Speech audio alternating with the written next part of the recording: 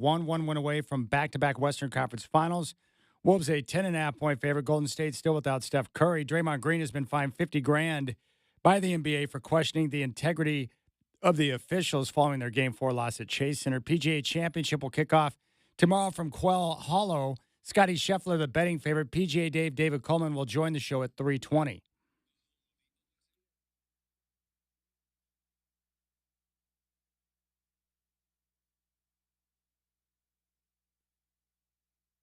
It's time for the Rip City Drive, brought to you by Goldberg Jones. Divorce for Men. Call 1-800-DIVORCE. Featuring the crazy and often irrational longtime Portland radio vet, Chad Doing. I don't see how you could not have Barry Bonds in that Hall of Fame. He's the greatest hitter of all time. He really is. Strap in. The Rip City Drive with Chad Doing starts now. So you got to respect my man, Michael Shacker. With all the different things going on in sports right now, we got the NBA playoffs. Jokic is coming off a ridiculous Game 5. NFL's schedule is going to drop tonight, but Shacker is a huge San Francisco Giants fan, so the only thing he grabbed from yesterday's show was the Godfather Dwight James saying that Barry Bonds belongs in the Hall of Fame, and he does. Dwight and of James course, flip-flop. Yeah. And of course, Pete Rose now eligible for the Hall of Fame, and I don't have an issue with that now that he has passed away. And I agree with Godfather. You can't tell the story of baseball without Pete Rose, one of the hardest playing players in the history of the game. All right, Rip City Drive, what's up, my friends? I'm looking forward to today because after this show is over, I am officially on vacation. And I'm going to be gone for a number of days, which is terrific. And I've been looking forward to this for a long time. I've been grinding for a year plus and getting through the NBA season. So tomorrow I am out. So you're going to get the best of the Rip City Drive with Chad Doing tomorrow. And then Brendan Slaughter will have a few shows while I'm out. And I'm heading down to Los Angeles to check out some Dodger games. And the best part is on Saturday, Clayton Kershaw is going to make his season debut. So I'm going to have a chance to see Kershaw in that wicked curveball from behind home plate. So I'm looking forward to the games. I've got 3 games against the Angels, 1 game against the Diamondbacks. I'll spend a day at Disneyland and just get a chance to rest and recoup. So vacation time will kick off tomorrow, and you'll get a best of the Rip City Drive with Chad Doing. If you want to jump on board, 503-248-0620. As I mentioned in the update, the PGA Championship launches tomorrow from Quail Hollow, which is in North Carolina. PGA David Coleman coming up in 20 minutes to preview the championship. Scotty Scheffler is your favorite. And right behind him is Roy McIlroy. And, of course, it's a tournament that Bryson DeChambeau can win as well. I'll be pulling for Bryson. He's my guy. Looking forward to the tournament itself and really love this time of year. So I hope your day's going well. And we'll talk NBA playoffs today. Celeste Trapp is going to be back in studio at 4:20 for What Women Want. So we'll continue our relationship discussions. And then at 5:20, we're going to talk about a special event coming up with ALS Northwest. You can reach out to me, 503-248-0620, 503-248-0620. You can find me on social at Chad and Rip City. The NFL schedule will drop at 5 o'clock.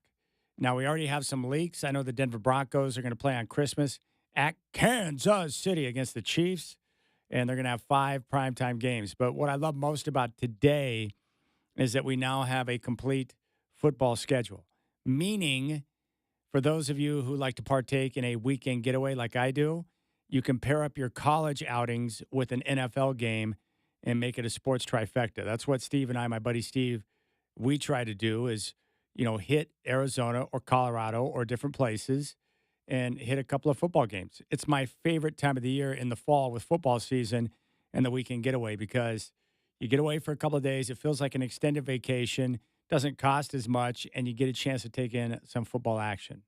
So I'm always excited about the football schedule. And I think it's important, regardless of who your favorite team is, to look at the schedule, to find the easy pockets, the stretches where there are some advantages, where you have a chance to grab some wins. Also, the difficulties with short weeks, going up against a team with extended rest, when the bye weeks hit, and what games for your team are going to be featured. So that's coming up at 5 o'clock. I did want to talk about the draft lottery for just a moment, and I'll get to that. I did want to say that according to reports that are out there, Phil Knight has said today that he no longer has interest in acquiring the Portland Trailblazers, who, of course, now are officially up for sale as of the announcement that came out yesterday in a statement from the Paul Allen estate that the sales process for the Trailblazers have begun. So we'll wait and see, and eventually we'll get names of people with interest, who the likely bidders might be. But according to Phil himself, he is no longer has interest in acquiring a team. Now, the reason why Phil Knight was exciting to me as a potential buyer, he's local. And I'm a big believer that there are some people, based on track record, you can look at their successes and realize that they have a good idea of how to surround themselves with people that know how to win, whether that be in sports or business or whatever. And I believe that Phil Knight, with his experience and the successes that he's had, he understands how to surround himself with, the right people to make good decisions and get the job done. But according to him, he no longer has interest in acquiring the team. But the most important thing is you want an owner with deep pockets that's willing to spend and just wants to win. And those are my key ingredients: open checkbook, willingness to win, and then getting after it and being aggressive. I know that they're not going to be perfect, but if it's like Paul Allen, where he's got cash and he wants to win, then that's all I care about. And that's why I love Paul so much, because he wanted to win a championship with the Trailblazers so badly. Meaning, you knew where his heart was at, and he was willing to spend. And I love that. In fact, I've shared this story, but I know somebody and am acquainted with one of his longtime friends who was at the after party for Super Bowl 48 when the Seahawks beat the Broncos, unfortunately. But they were celebrating at their after Super Bowl party. And Paul Allen rolled up on this gentleman who I know, and he was happy that he had won a championship with the Seahawks, but he told his friend, "This is great, but I wish that we were celebrating a Trailblazers championship." That was his first love, the Portland Trailblazers. And not a bad investment, too, by the way. $80 million to buy. It's going to sell for probably $4 to $5 billion. Not bad. Nice work, Paul. Way to invest. Turn $80 million into $5 billion. I'm not a mathematician or an economist, but that would seem like a pretty good accomplishment there. So we'll see how things continue to shake out there. You can podcast the show with our free iHeartRadio app, and be sure to make 620 Rip City Radio #1 on your presets. The Godfather joined us yesterday and hit all the details. He said, and this was a question that was brought up by Sean Hyken, do the people involved with the trust have to take the highest bidder, or can they be choosy in terms of who they think would be the best fit for Portland? And the answer to that Dwight said is that typically you're going to have to take the highest bidder, meaning the idea is to create and generate as many dollars for all the different purposes that Mr. Allen had. So you're not going to take a significantly lighter offer. It's going to go to the highest bidder. And whoever is serious about it will probably likely put in the highest bid, and therefore will get the team. But I will say this again, the Trailblazers are not going to be moved out of town. The league is not going to allow that to happen. So it doesn't matter who the owner is. We don't have to worry about the Trailblazers being shipped out of town or taken to Seattle or Las Vegas or wherever. The league's not going to allow it to happen. They want a team here. The Trailblazers have been a terrific franchise for an extended period of time. And geographically, they want a team in Seattle and Portland, so you have a natural rivalry. It's good for the league. So I'm not worried about the Trailblazers leaving. I'm just curious to see, which individuals will be the bidders trying to get in the mix and buy the team. That's going to be a lot of fun to watch. Now, I've had, a couple of days to digest the NBA draft lottery. The Mavericks jumping up to #1 to get Cooper Flagg, and they had a 1.8% chance at landing the top pick going into the lottery. Now, I know what I've been told, and I've talked to Sean and others who have been behind the scenes to watch the process from Ernst & Young to see how the ping pong balls, pop out, how everything comes to be. But the problem is, the older I get, you start to take account of all the different things that go on in the world. And here's what I know about human beings.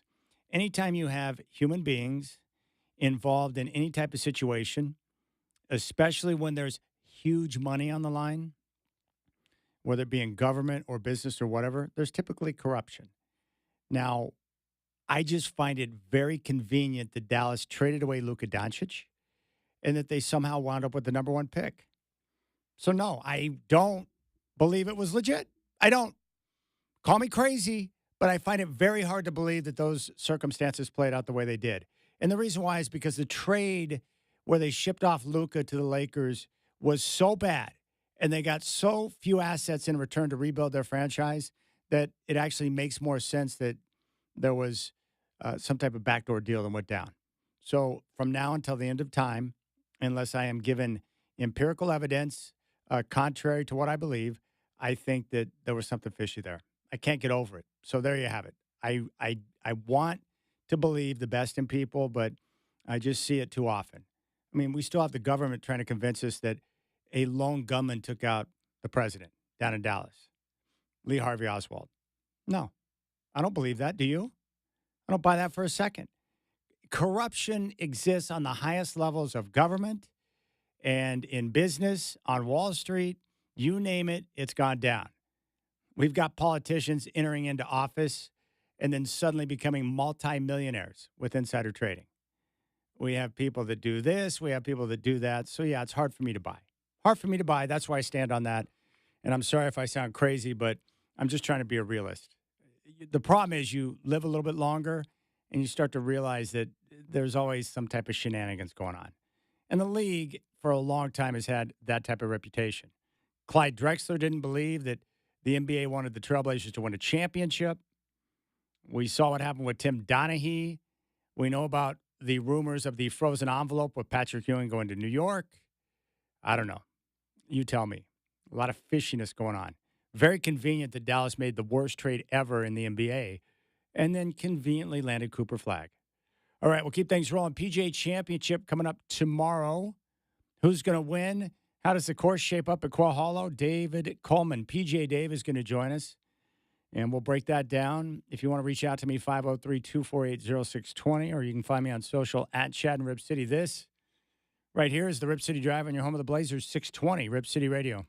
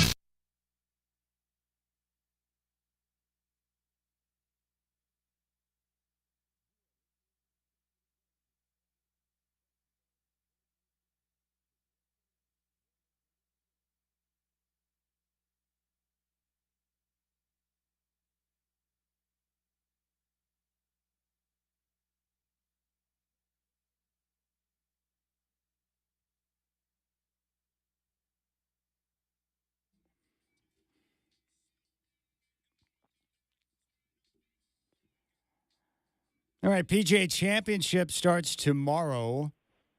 Scotty Scheffler is your betting favorite. It's at Quail Hollow Club in Charlotte, North Carolina. And joining us now to discuss is my man PGA David Coleman. David, it's great to have you back on the show to talk a little golf, buddy. Thanks for the time. You got it, Chad. Thanks for having me on, man. Really excited to talk about this major. And, boy, it's a heck of a golf course. And I was just looking at it online, and it defines what Carolina golf really is. And it's probably one of the best clubs in the country. And it's going to be a heck of a test for these guys this weekend. Okay, I know you're excited about this particular tournament and the golf course. So give us the layout of the course. What are the challenges and what are the things the players are going to have to look out for throughout the course of the tournament? Yeah, I think what's really interesting, Chad, is you've got some par fours that are really difficult right off the bat. 1 and 2 are really difficult holes to start out with. One is, I want to say, close to 500 yards or so. That hole, typically for the members, plays as a par 5, but for the PGA and for the other events they've had there, plays as a really tough par 4 to start with. And then in the middle of the golf course, you've got some holes where there's a lot of risk and reward. Number 7 is a good example of that with a par 5 where there's a lot of trouble down the right side. But, when they played the Wachovia Championship there, the Wells Fargo there in the past, guys have made eagles and birdies on that hole quite a bit. So there's no doubt the 7th hole is a risk-reward hole. There's a couple holes on the back. There's a shorter par 4, I want to say it's 14, and then there's a par 5, 15, where there's, 2 really good scoring opportunities. And then you get to the green mile. 16 is probably one of the hardest par 4s guys will play all year on tour. It's a hole that I say is built for Rory. It's a dogleg right where you just got to absolutely smash it off the tee to even have any chance to hit a reasonable club into it. And then 17 is such a difficult par 3 because it's probably 220 or so, and it's all over water. Anything left is in the water. Anything short is in the water. So you're going to see a lot of guys bail out to the right on that hole this week. And then 18 is just a really good, difficult par 4 to finish on. There's a creek that runs up all the left side and then kind of cuts in front of the green. And, Chad, I'll tell you one thing. We've seen over the years, this is a hole that, you don't want to have to make a par to win the tournament there. You want to have a little bit of a lead or a cushion on that hole because it's such a difficult finishing hole. There's really not a bailout on that hole because the rough is deep on the right. Obviously, the creek is on the left, and it's just a great golf course. The fairway bunkers really, too, are a major factor on this golf course. If you get in them, you got to be far enough away from the lip to really play out of them to have a legitimate shot at, really trying to hit it up on the green.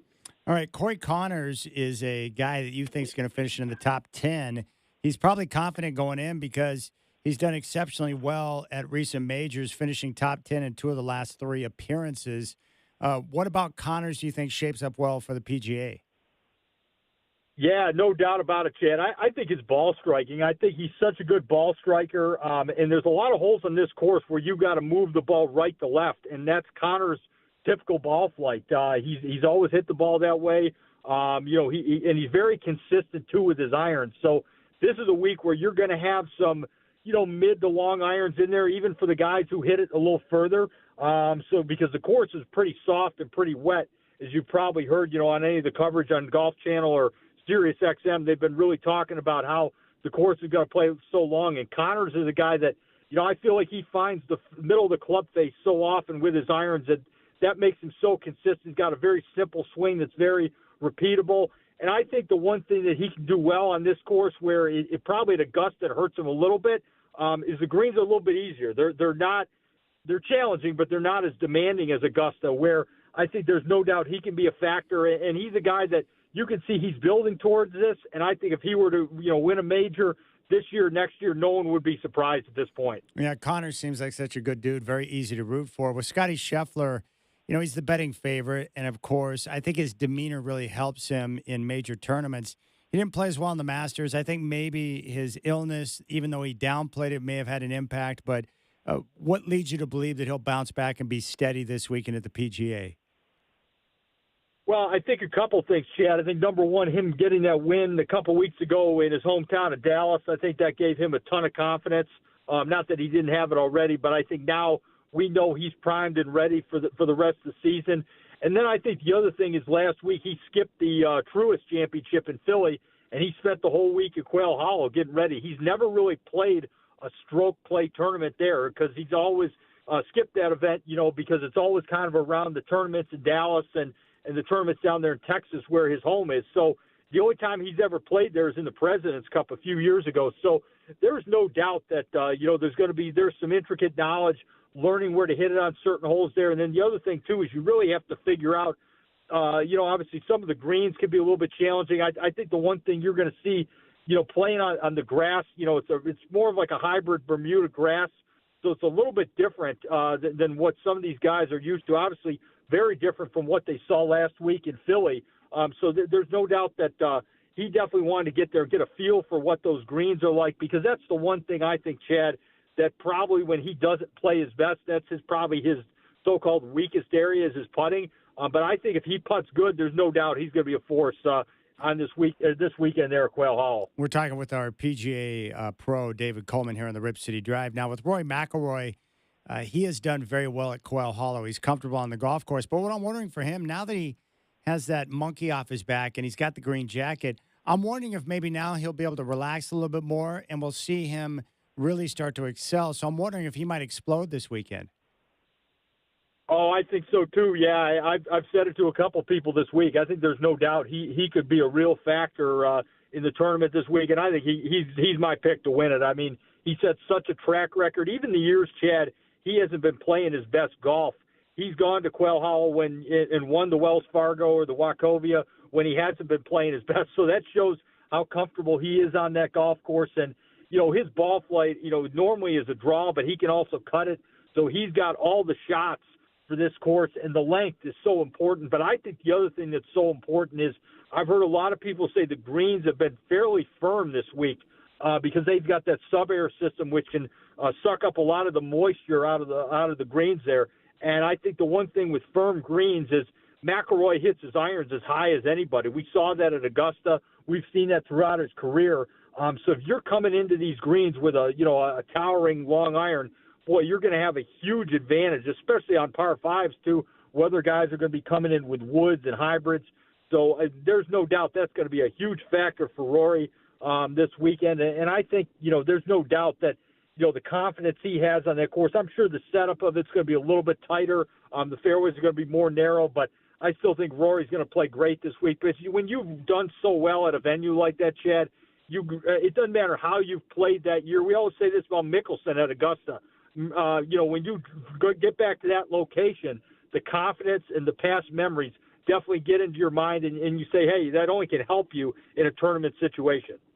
All right, you think Ludwig Oberg is going to miss the cut. What about the course and the way he's playing right now do you think will lead to difficulties this weekend? Yeah, Chad, I think the one thing about Ludwig is, it seems like he played well early in the year. He obviously played real well at the Genesis when it was out at Torrey Pines.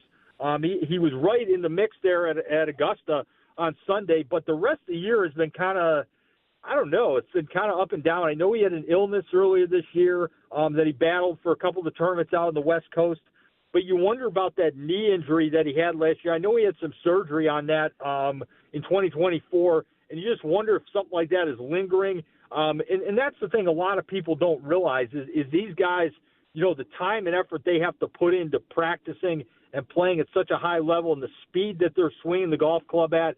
I mean, the torque it puts on your body. You just wonder about that injury at the end of the day for him. So I don't know. It's weird because the two events he's played since Augusta, he was just a complete non-factor at Hilton Head and then at Philly Cricket Club last week in the Truist. So, I just, to me, it's like, I don't know what Ludwig is going to show up because when he's played good, Tiger made some great comments about him earlier this year when he won the Genesis. He's got a super simple swing, very, easy, very repeatable. But then, when you bring in a knee injury like that, that's a huge deal, and you just wonder if that has not fully healed yet. We're talking with PGA David Coleman on the Rip City Drive. PGA Championship will kick off tomorrow from Quail Hollow in North Carolina. I love your dark horse picks, and you're normally pretty spot on with these. Your dark horse this week is Gary Woodland. What about his game do you think will lead to success at Quail Hollow? Yeah, Gary Woodland's been having a nice year under the radar, Chad. I mean, first off, he's coming off of he had a brain tumor a few years ago, had to have that removed, and so it'll be a great story that he's back out there playing on the tour. and he's played well this year. I mean, he had a good finish a few weeks ago at Houston. He hits the ball so solid tee to green. He's always been long off the tee. And I think, perspective-wise, he's got such a good perspective that, you're hearing a lot of guys complain this week about, hey, the course is going to play super long. We're going to get mud balls. We're going to get all this stuff. Gary Woodland he's thrilled to be out there playing again, but Gary Woodland's won a major before at Pebble Beach at the U.S. Open a few years ago. So I think he's got all the right mental perspective. And I think, too, the way he hits the ball, it's so consistent, too. I mean, it hits the long irons way up in the air. And to me, like, if he can the biggest thing with him, Chad, is putting historically. When he's putted good, man, he looks like he could be a top 5, at worst top 10 player in the world. But he's kind of in that Corey Connors mode of like a guy that if he could just putt a little bit better, you would definitely see him be a factor in a lot more tournaments. But I think as a dark horse pick this week, that would be one to definitely look for sure. Hey, Dave, what do you think the winning score will be this week? I'm going somewhere like around 12 under, maybe 15 at the very most, but I think 12 is realistic. I don't think it's going to be as low as they saw last year in Kentucky at Valhalla, but I think it's going to be pretty low. But I think the one thing with that sub-air system that they have at Quail Hollow, they can really get a lot of the moisture out of the greens, and they can hopefully by the weekend get the course playing firmer and faster because that's what they want. I mean, they really want they want a competitive tournament. It's not the U.S. Open, but they definitely want to see these guys earn it. And there's going to be birdies made for sure, but they don't want it to be, so out of hand where it's 25 under or something like that. So I think 12 is a reasonable number for this weekend at the PGA. Hey, Dave, how many degrees inside to out typically is your swing path? Ooh, that's a good question. I haven't been on like a TrackMan or anything in a long time, so I'd say it's not a whole lot. I would say it's probably low. It's probably pretty low inside, like under 5, probably 5 or somewhere in there. Yeah, it's pretty low. I mean, I haven't been on a TrackMan in a while, but definitely wanted a lower number for sure to be effective. I mean, don't you love the technology now to where, in combination with your coach, the technology, and then the ability to be able to see stuff on camera, like. It's amazing to me the tools that you teachers have access to now to help people with their game. It's awesome. It really is, man. It's incredible, and it was weird because like there was a guy that I was giving a lesson to earlier this year, and the guy takes the club way inside, and I tried to tell him like try to swing the club more like Dustin Johnson, and Dustin Johnson's got the complete opposite move of like what a lot of people do because he takes the club almost outside. And it's amazing. You could just go on like YouTube and stuff and look at a lot of these swings in slow motion. And you think of how like these guys in the past, like a Nicklaus and a Palmer and a Trevino, and even the guys in the 80s, a Nick Faldo or a Nick Price or, these guys who were great players didn't have all the access to that. And now with all this, all the TrackMan is huge, obviously. Even like I was saying, just going on YouTube, I think there's a guy, Mike's 3D Golf, I think his page is called. I'll use that a lot as a reference, especially when I'm teaching people, just to show them what a correct swing looks like. Like if a lot of people we talked about Scheffler earlier, and a lot of people talk about, his footwork. But if you look at his swing and you look at like the way his path is, and then you look at, the angle of attack he has, I mean, it's flawless. It's absolutely perfect. So like, when people criticize these guys like Dustin Johnson, like for his, his left wrist being a little bit bowed at the top of his backswing, all that matters is when they get back to impact, if they're square at impact, and their takeaway too. Their takeaway is huge. But the technology, man, to figure all this stuff out and to see this stuff within an instant after your swing, man, that's a really big deal, and that's what helps so many of these guys day in and day out, and girls too. They're playing on the tour because it really can take them from maybe playing so-so golf to good golf or possibly great golf. All right, PGA David Coleman is with us. Before you go, who do you think wins the tourney? Oh, you got to go with Rory. I mean, Rory's no doubt the favorite. I mean, Rory right now is playing great. And I think even the 2 tournaments he played in between Augusta and here, the team event down in New Orleans, and then last week at Philly Cricket Club, he was hitting the ball good. And I think a lot of the shots he was hitting last week were really like getting ready for this week at Quail Hollow. You saw him using his driver a lot where other guys were hitting irons and fairway woods. Rory wasn't so worried about winning last week. He was using that as a prep to get ready for Quail Hollow. So it's going to be really interesting to see, how much he uses that and how much that carries over. But I think the confidence he's got right now, he's on top of the golf world. I think it'd be great Monday, Chad, if we're talking about Rory with 2 majors going to Oakmont and possibility of a Grand Slam this year, because right now I feel like he's firing on all cylinders. All right, PJ David Coleman, I know you know this, but I really appreciate you coming on. I love talking golf with you. You're a good dude, and I can't wait to recap the tourney with you, my friend.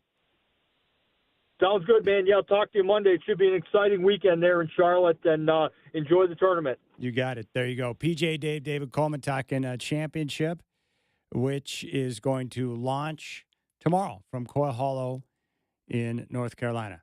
I'm seeing the highlight of Jason Tatum go down once again with the Achilles injury. I don't need to see that. One thing I don't do, and I know a lot of people are into this, I don't like watching videos of people getting injured. I don't like seeing injuries. I don't like seeing people get maimed. I'm not down with that. I don't like it. And I hate it when people send me that crap because they think it's funny. I'm like, I don't need to see that. That was horrific to see Tatum go down. And I love it how as soon as he went down, everyone on the planet knew it was an Achilles injury. And then you get like the 1 or 2 clowns that are like, oh, we can't speculate. No, I think we know what that was. That was an Achilles non-contact injury. And then less than 24 hours later, he had surgery for the ruptured Achilles. Horrific. So we'll see how the Celtics respond tonight. Are they going to win and force a Game 6 back in New York? I'm just all about these series being extended to get as much drama as possible. That's what I'm all about. What about Jokic last night? He had the phenomenal game 1, and then he disappeared for 3 games, couldn't make a shot. And then last night put on the Superman cape and almost willed Denver to a victory on the road in OKC. Unfortunately, they couldn't hit a shot in the fourth quarter. Nice to see that the sideline reporter, Allie, is looking pretty good tonight, getting ready for the game with the Celtics and Knicks. Good gracious. God bless America. 503-248-0620 is your telephone number. 503-248-0620. You can hit me up on social at Chad and Rip City. At Chad and Rip City. Tony in Portland chimed in, and this is going back to my thoughts on the NBA draft lottery being incredibly fishy, to say the least. I want to believe that things are legit, but the problem is the longer you live, you realize that things aren't necessarily legit most of the time. Because humans lie, humans manipulate, and humans do whatever they can to get over and profit. From Tony, who's now out and boring. Don't yell too loud at those kids that come onto your lawn, you crazy man. It's just a coincidence. If that ever got out, it would be the end of the league. I just don't think it's fixed. I hope you have a great vacation and get back safely. When are you coming back? Never. I'm leaving forever. No, actually, I'm going to be gone starting tomorrow, and then I'll be gone all through next week. And usually I feel guilty about not working. I ain't feeling guilty right now, I can tell you that much. It's not too often I can take credit for my work effort, but I have been working my ass off. And I'm turning the phone off. I'm shutting it down. As Axel Foley would say, I'm going deep, deep, deep undercover. That's where I'm going. I am shutting it down. 503-248-0620. From the 503, I so wanted to believe Lance Armstrong was clean. So did everyone else that bought the Livestrong bracelets. I so want to believe the lottery is legit. And that's the thing, is that we don't want to believe that our sports are being jacked with, right? Here's one from the 503. Studio C stands for Studio Conspiracy. Studio C is where I broadcast from Motor Center. From the 503, I'm 1,000,000% with you, Chad. There is no way that was legit.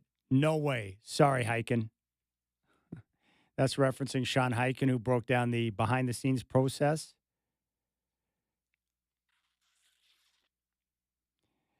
Yeah, it's tough. It's tough. And screw Dallas, by the way. They're either really dumb and got incredibly lucky, or they made the worst trade ever because there was a wink, wink.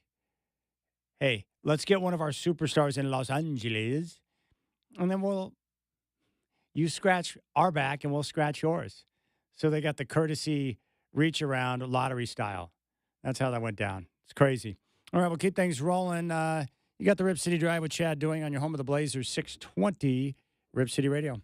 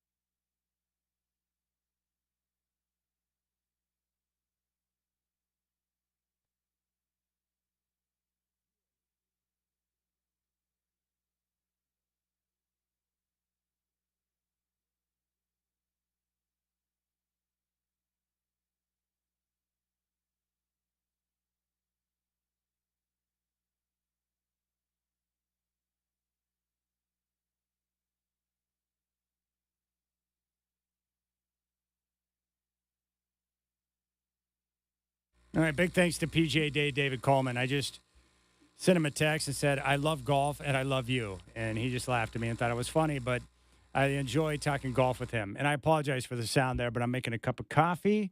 Got my workout in today, and I need a little caffeine pick-me-up to get me through the rest of the show. I had a very active morning today. No golf because it was workout day. I had to hit the dentist and then hit my chiropractor's house and then cruised into town for my workout. So it was very productive. And I don't know why it took 50 years, but for the first time in the history of my life, I went to the dentist and they had some type of smaller little gadget to put in my mouth to take x-rays. It's the first time I've ever gotten x-rays of my teeth without some big, gigantic piece of plastic, some fangled whatever that device was that, they would tell you to bite down. And then you had that piece of plastic cutting into the roof of your mouth, worse than like Captain Crunch. I hated it. You can't breathe and you're about to gag and you got that plastic cutting into your gums. But today she said, here, bite down. And it was very small and compact. I had no idea what was going on, but I enjoyed every minute of it. And as you know, I mentioned I prefer female doctors. That's my preference. And the last time I went in for the first time ever, I had a dude hygienist. I didn't like that. So I just said, hey, can you notate my account that I only want the female hygienist? And so they remembered, and I was set up perfectly. So it was a productive day at the dentist. I don't think the dentist really cared about me or had a lot of time for me because he came in, did a quick exam. He gave me a limp handshake and then rolled out. He was gone. Like 5 minutes. It was like a wham, bam, thank you, ma'am. The hygienist was great. The dentist was okay, but it wasn't my normal doctor, Dr. Wu. Dr. Wu is, 50 years experience or whatever it is. He likes to take time to chit-chat just a little bit and then move on with his day. But, yeah, it was a quickie. It was a quickie, but I got in and got out, got my chiropractic adjustment, which was nice. And my chiropractor is like one of the most unique men in the world. He barbecues. He's got a massive garden. He always gives me eggs because he's got chickens in the back. He raises pigs. He does everything. And he's smack dab in the middle of Vancouver. But he's got a nice little piece of land, and I really like him. But he took a little camera. He built this bird feeder, this bird house, and he put a little camera on the inside. And so he was showing me video of like this husband and wife bird pair, and the male bird was flying in and then feeding his lady. And it was neat to see that up close. And the picture was super clear. And then we started talking about woodpeckers and other types of birds. But I am really amazed by the woodpecker right now. There's this one that hangs out by Hole 5 on Heron Lakes, and I do not understand.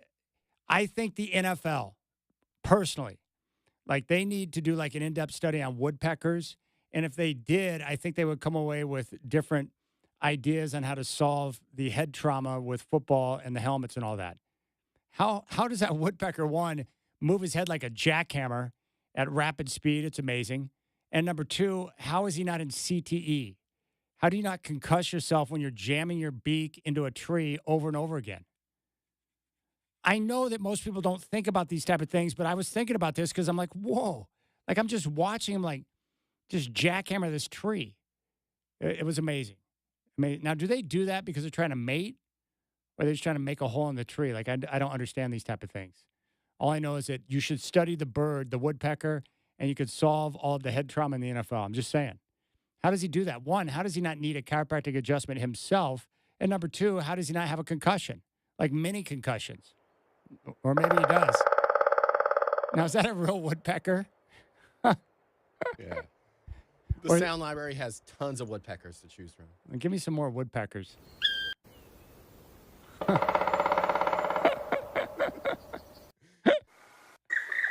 Oh, what's that? Hey, what's up? I love woodpeckers. That's amazing.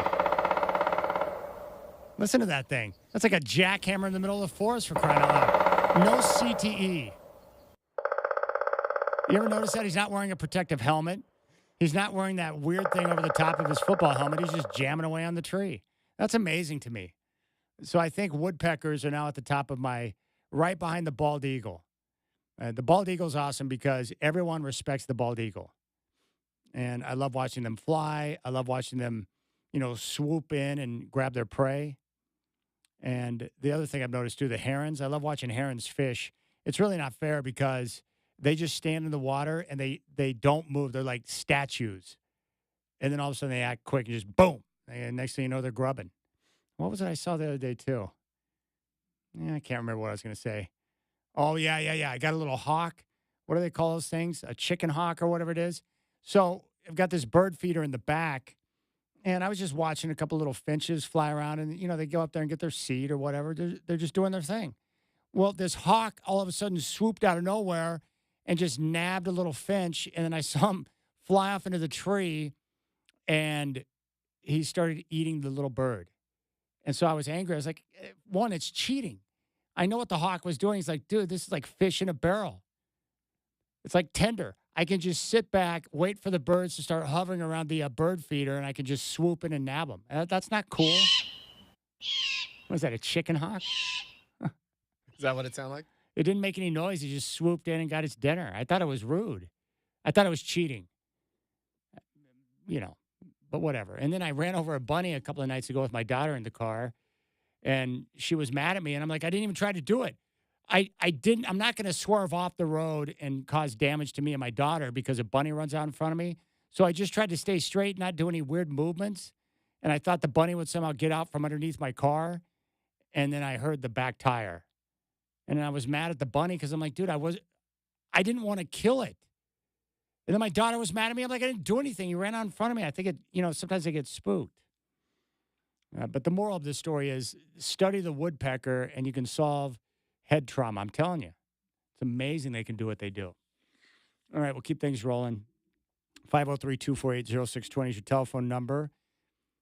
When we come back, we'll dive into the NBA playoffs. We'll hear from Nikola Jokic, who was unbelievable. We'll talk about a bounce-back game.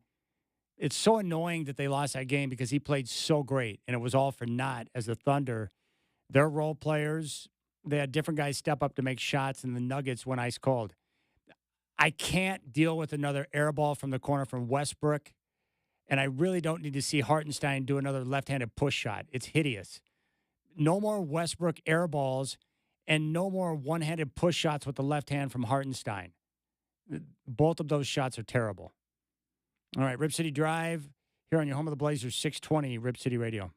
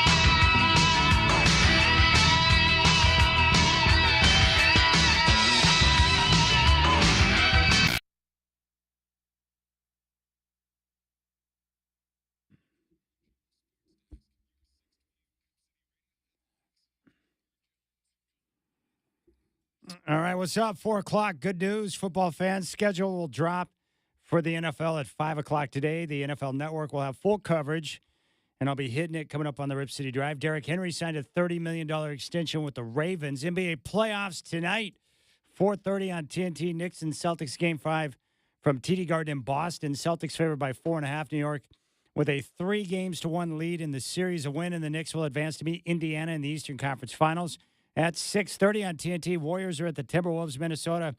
3-1 lead in that series. 1 win away from back-to-back trips to the Western Conference Finals for the first time in franchise history. Wolves favored by 10.5. No Steph Curry tonight. Draymond Green fined $50,000 by the NBA for questioning the integrity of the officials following their Game 4 loss at Chase Center.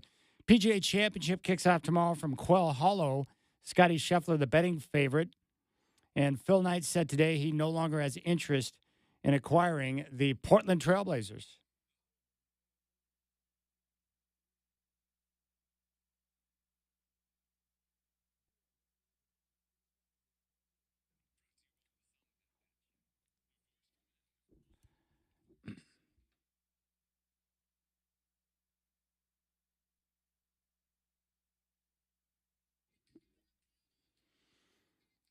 Boy, what a basketball game last night. And props to the Nuggets. I thought they were going to get their ass whooped, but they showed up and showed out. They just didn't have enough late in that game. Jokic did not get enough help from some of his role players, and the Thunder able to scratch out a victory and take a 3-2 series lead as they go back to the Mile High City. And I'm hoping Denver can force a Game 7 because that would be great drama. But what a game. And Jokic was simply awesome. And it was an important bounce-back game for him after 3 straight games where he couldn't make shots. He played 44 minutes the entire fourth quarter, had 44 points, 15 rebounds, 5 assists, 2 steals, and connected on 5 of 7 from downtown, including that circus 3 late in the game to tie it up. And he was 17 of 25 from the field. That's just awesome. Now, they got a solid performance from Aaron Gordon and Jamal Murray with 28 points, but the problem is nobody else bothered to do a darn thing. Michael Porter Jr., 29 minutes, 2 points. Thanks for nothing. 1 of 7 from the floor, 0 of 5 from downtown. I know he's got the bad shoulder, but when you're making that type of scratch, they need more from him. Christian Brown, 8 points, 3 of 12 shooting in 43 minutes. He was minus 11. That's a problem. And then off the bench, Peyton Watson, 1 of 4 3-points. Russell Westbrook, 20 minutes, 4 points on 1 of 7 shooting, 0 of 3 from downtown. And I'm pretty sure that all 3 of his threes were air balls. And then Julian Strother, a very helpful 3 points in 10 minutes. It's like, what are you doing? They're not going to be able to get over in this series if they don't get more help from their role guys. Jokic brought it. Gordon was solid. And they got a great effort from Jamal Murray. And that 2-man game with Murray and Jokic late in games is great. But down the stretch, the Nuggets faltered. They couldn't make shots. Thunder went on a big run, and they got the job done. And good balance for the Thunder. They got all 5 starters in double figures and 13 points off the bench from Alex Caruso. 14 for Holmgren. He also had 8 boards. 18 from Jalen Williams. 9 boards, 4 assists. 15 from Isaiah Hartenstein. He was efficient, 7 of 10. He would have been a perfect 10 of 10 from the field if it wasn't for that left-handed push shot, for crying out loud. Shea had 31, and they got 12 from Dort. So good balance for the Thunder. And that's the problem in this series is that the Nuggets, they just don't have the depth or the firepower. The Thunder on the night, 41% from downtown, 12 of 29. They shot 50% from the field. And I thought Lou Dort, his play late in the game, 4 of 8 from downtown, he was monstrous. When they needed big shots, he stepped up. When they need someone to really exert themselves physically, defensively, he does it. Lou Dort is one of those unsung heroes, but incredibly valuable to his club. So should be a heck of a Game 6. Hopefully the Nuggets are not gassed. That could be, and what I was thinking about when I was watching the game, you know, the Nuggets expended so much energy, and they put themselves in a position to win, and they got gutted at the end. It might be hard to overcome that. I'm just hoping that they emotionally aren't burned for Game 6 tomorrow. That's what I'm hoping for. But love the way Jokic bounced back. I mean, there's no doubt that the guy is the best player on the planet. And I just love watching him play. The shot making, the creativity, his vision, the whole thing. And he talked about playing the entire fourth quarter. Remember, he got 44 minutes in. Doesn't change. You don't think about that when you play.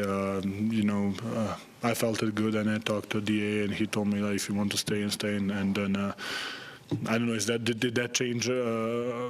Whatever, but I think we had good looks, we had everything. So I think we just didn't make it. He's a likable guy too.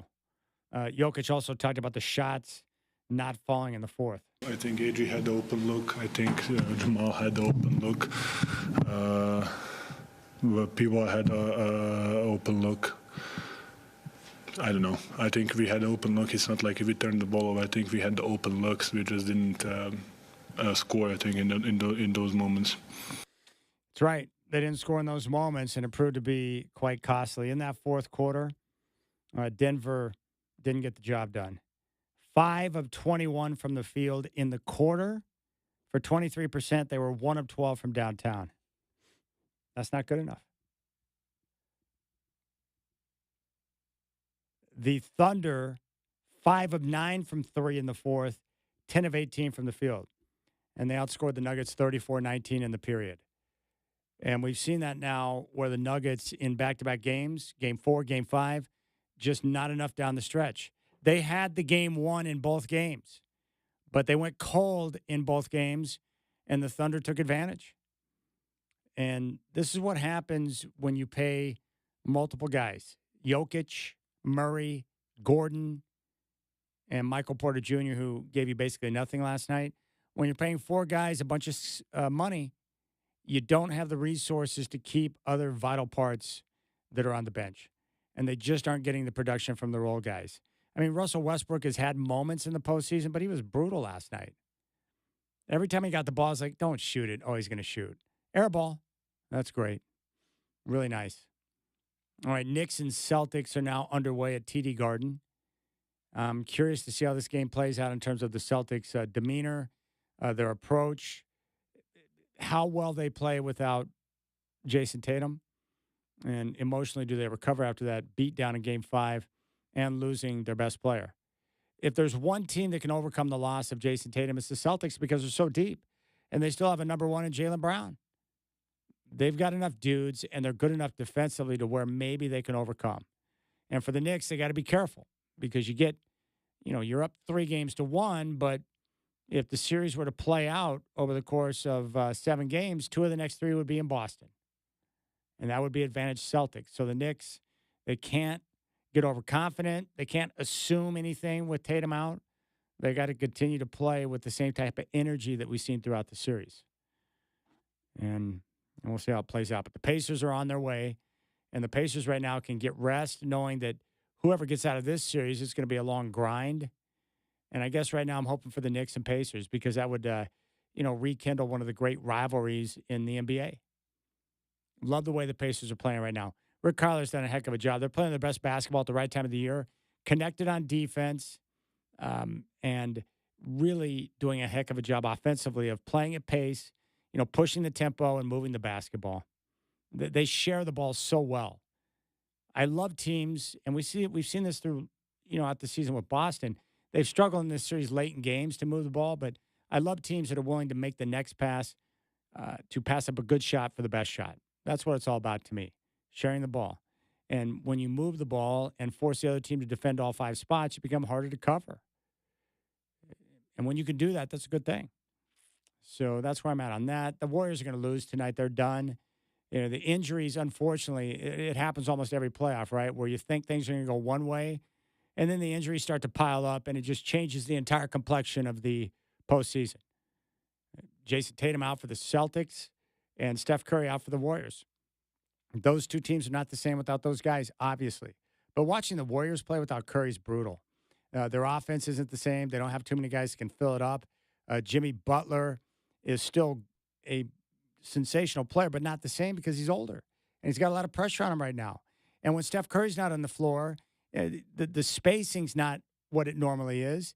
And the guys that you depend on to hit shots aren't in a position to get the type of open looks they do when Curry's on the floor because teams have to account for him. And he's always on the move. And you got to keep up with him. And he's just so difficult. They're just not dynamic without Curry. So it's not fun. Not surprising that Draymond, he's been on a roll lately, gets fined $50,000 for questioning the integrity of the officials. I mean, I do that all the time myself. Like, why can't you be more consistent in how you call games, you morons? And at least they've been consistent throughout the postseason. They just decided based on whatever, memo, or maybe they all had a discussion. They're just letting guys bang. I mean, guys are just ramming each other. And that's the way it's been in the postseason, physical play, which I appreciate because that's the type of basketball I grew up with. But Draymond, I mean, as good as he is, without Curry on the floor, it's not the same. So I expect to see Minnesota move on, probably Oklahoma City, although I find myself weirdly pulling for Denver. And if someone asks me, like, who am I pulling for now? The Knicks. I just like their story. I like the guys. I like the Villanova guys. I'm big on Josh Hart and Jalen Brunson. So I never thought this would ever happen, but I'm going to pull for New York because I like that story. And I like seeing Madison Square Garden when it's lit like it is right now. The Knicks, the New York's no different than the Bay Area. The Knicks are the one team that brings everyone together. With all the other sports, the fan base is divided, whether it's hockey, football, baseball, Mets, Yankees. Same thing in the Bay Area. You got 49er fans and Raider fans, although that's probably changed a bit now because the Raiders are in Las Vegas. You got the Giants and the A's. The problem is Oakland fans are losing all their teams, so they're going to have to think about converting maybe. But the one team that brings everyone together in the Bay Area is the Warriors. Everyone's down with Steph Curry. So it's just weird how that all plays out. But in New York, it's the Knicks. So I'll pull for the Knicks. And I'm going to pull for Denver to force Game 7 and hope they can get the job done, but I just don't think they will. So I think we're headed for a Knicks-Pacers Eastern Conference Final, and then I fully expect that we'll get the Thunder and Timberwolves in the Western Conference Finals. And both those matchups are intriguing. Oklahoma City, New York would be fun. That'd be a fun NBA Final. And what we're seeing with Oklahoma City is they haven't been dominating in the postseason the way they did in the regular season, which is understandable based on the competition level and the preparation and the game plans, the in-depth study that the opponents put in on you on how to stop you. But the good thing is they're learning how to win in some of these tough games. They're getting some valuable playoff experience from some of their younger guys on how to play, how to execute, how to defend, how the officials look at the games. You got to make sure you learn along the way so when you get in those positions, you can execute and get the job done. All right, 8-7 Boston with 8:19 to play first quarter. I'll keep you up to date. We'll come back, and Celeste Trapp going to join me in studio. You got the Rip City Drive with Chad Doing here in your home of the Blazers, 620 Rip City Radio.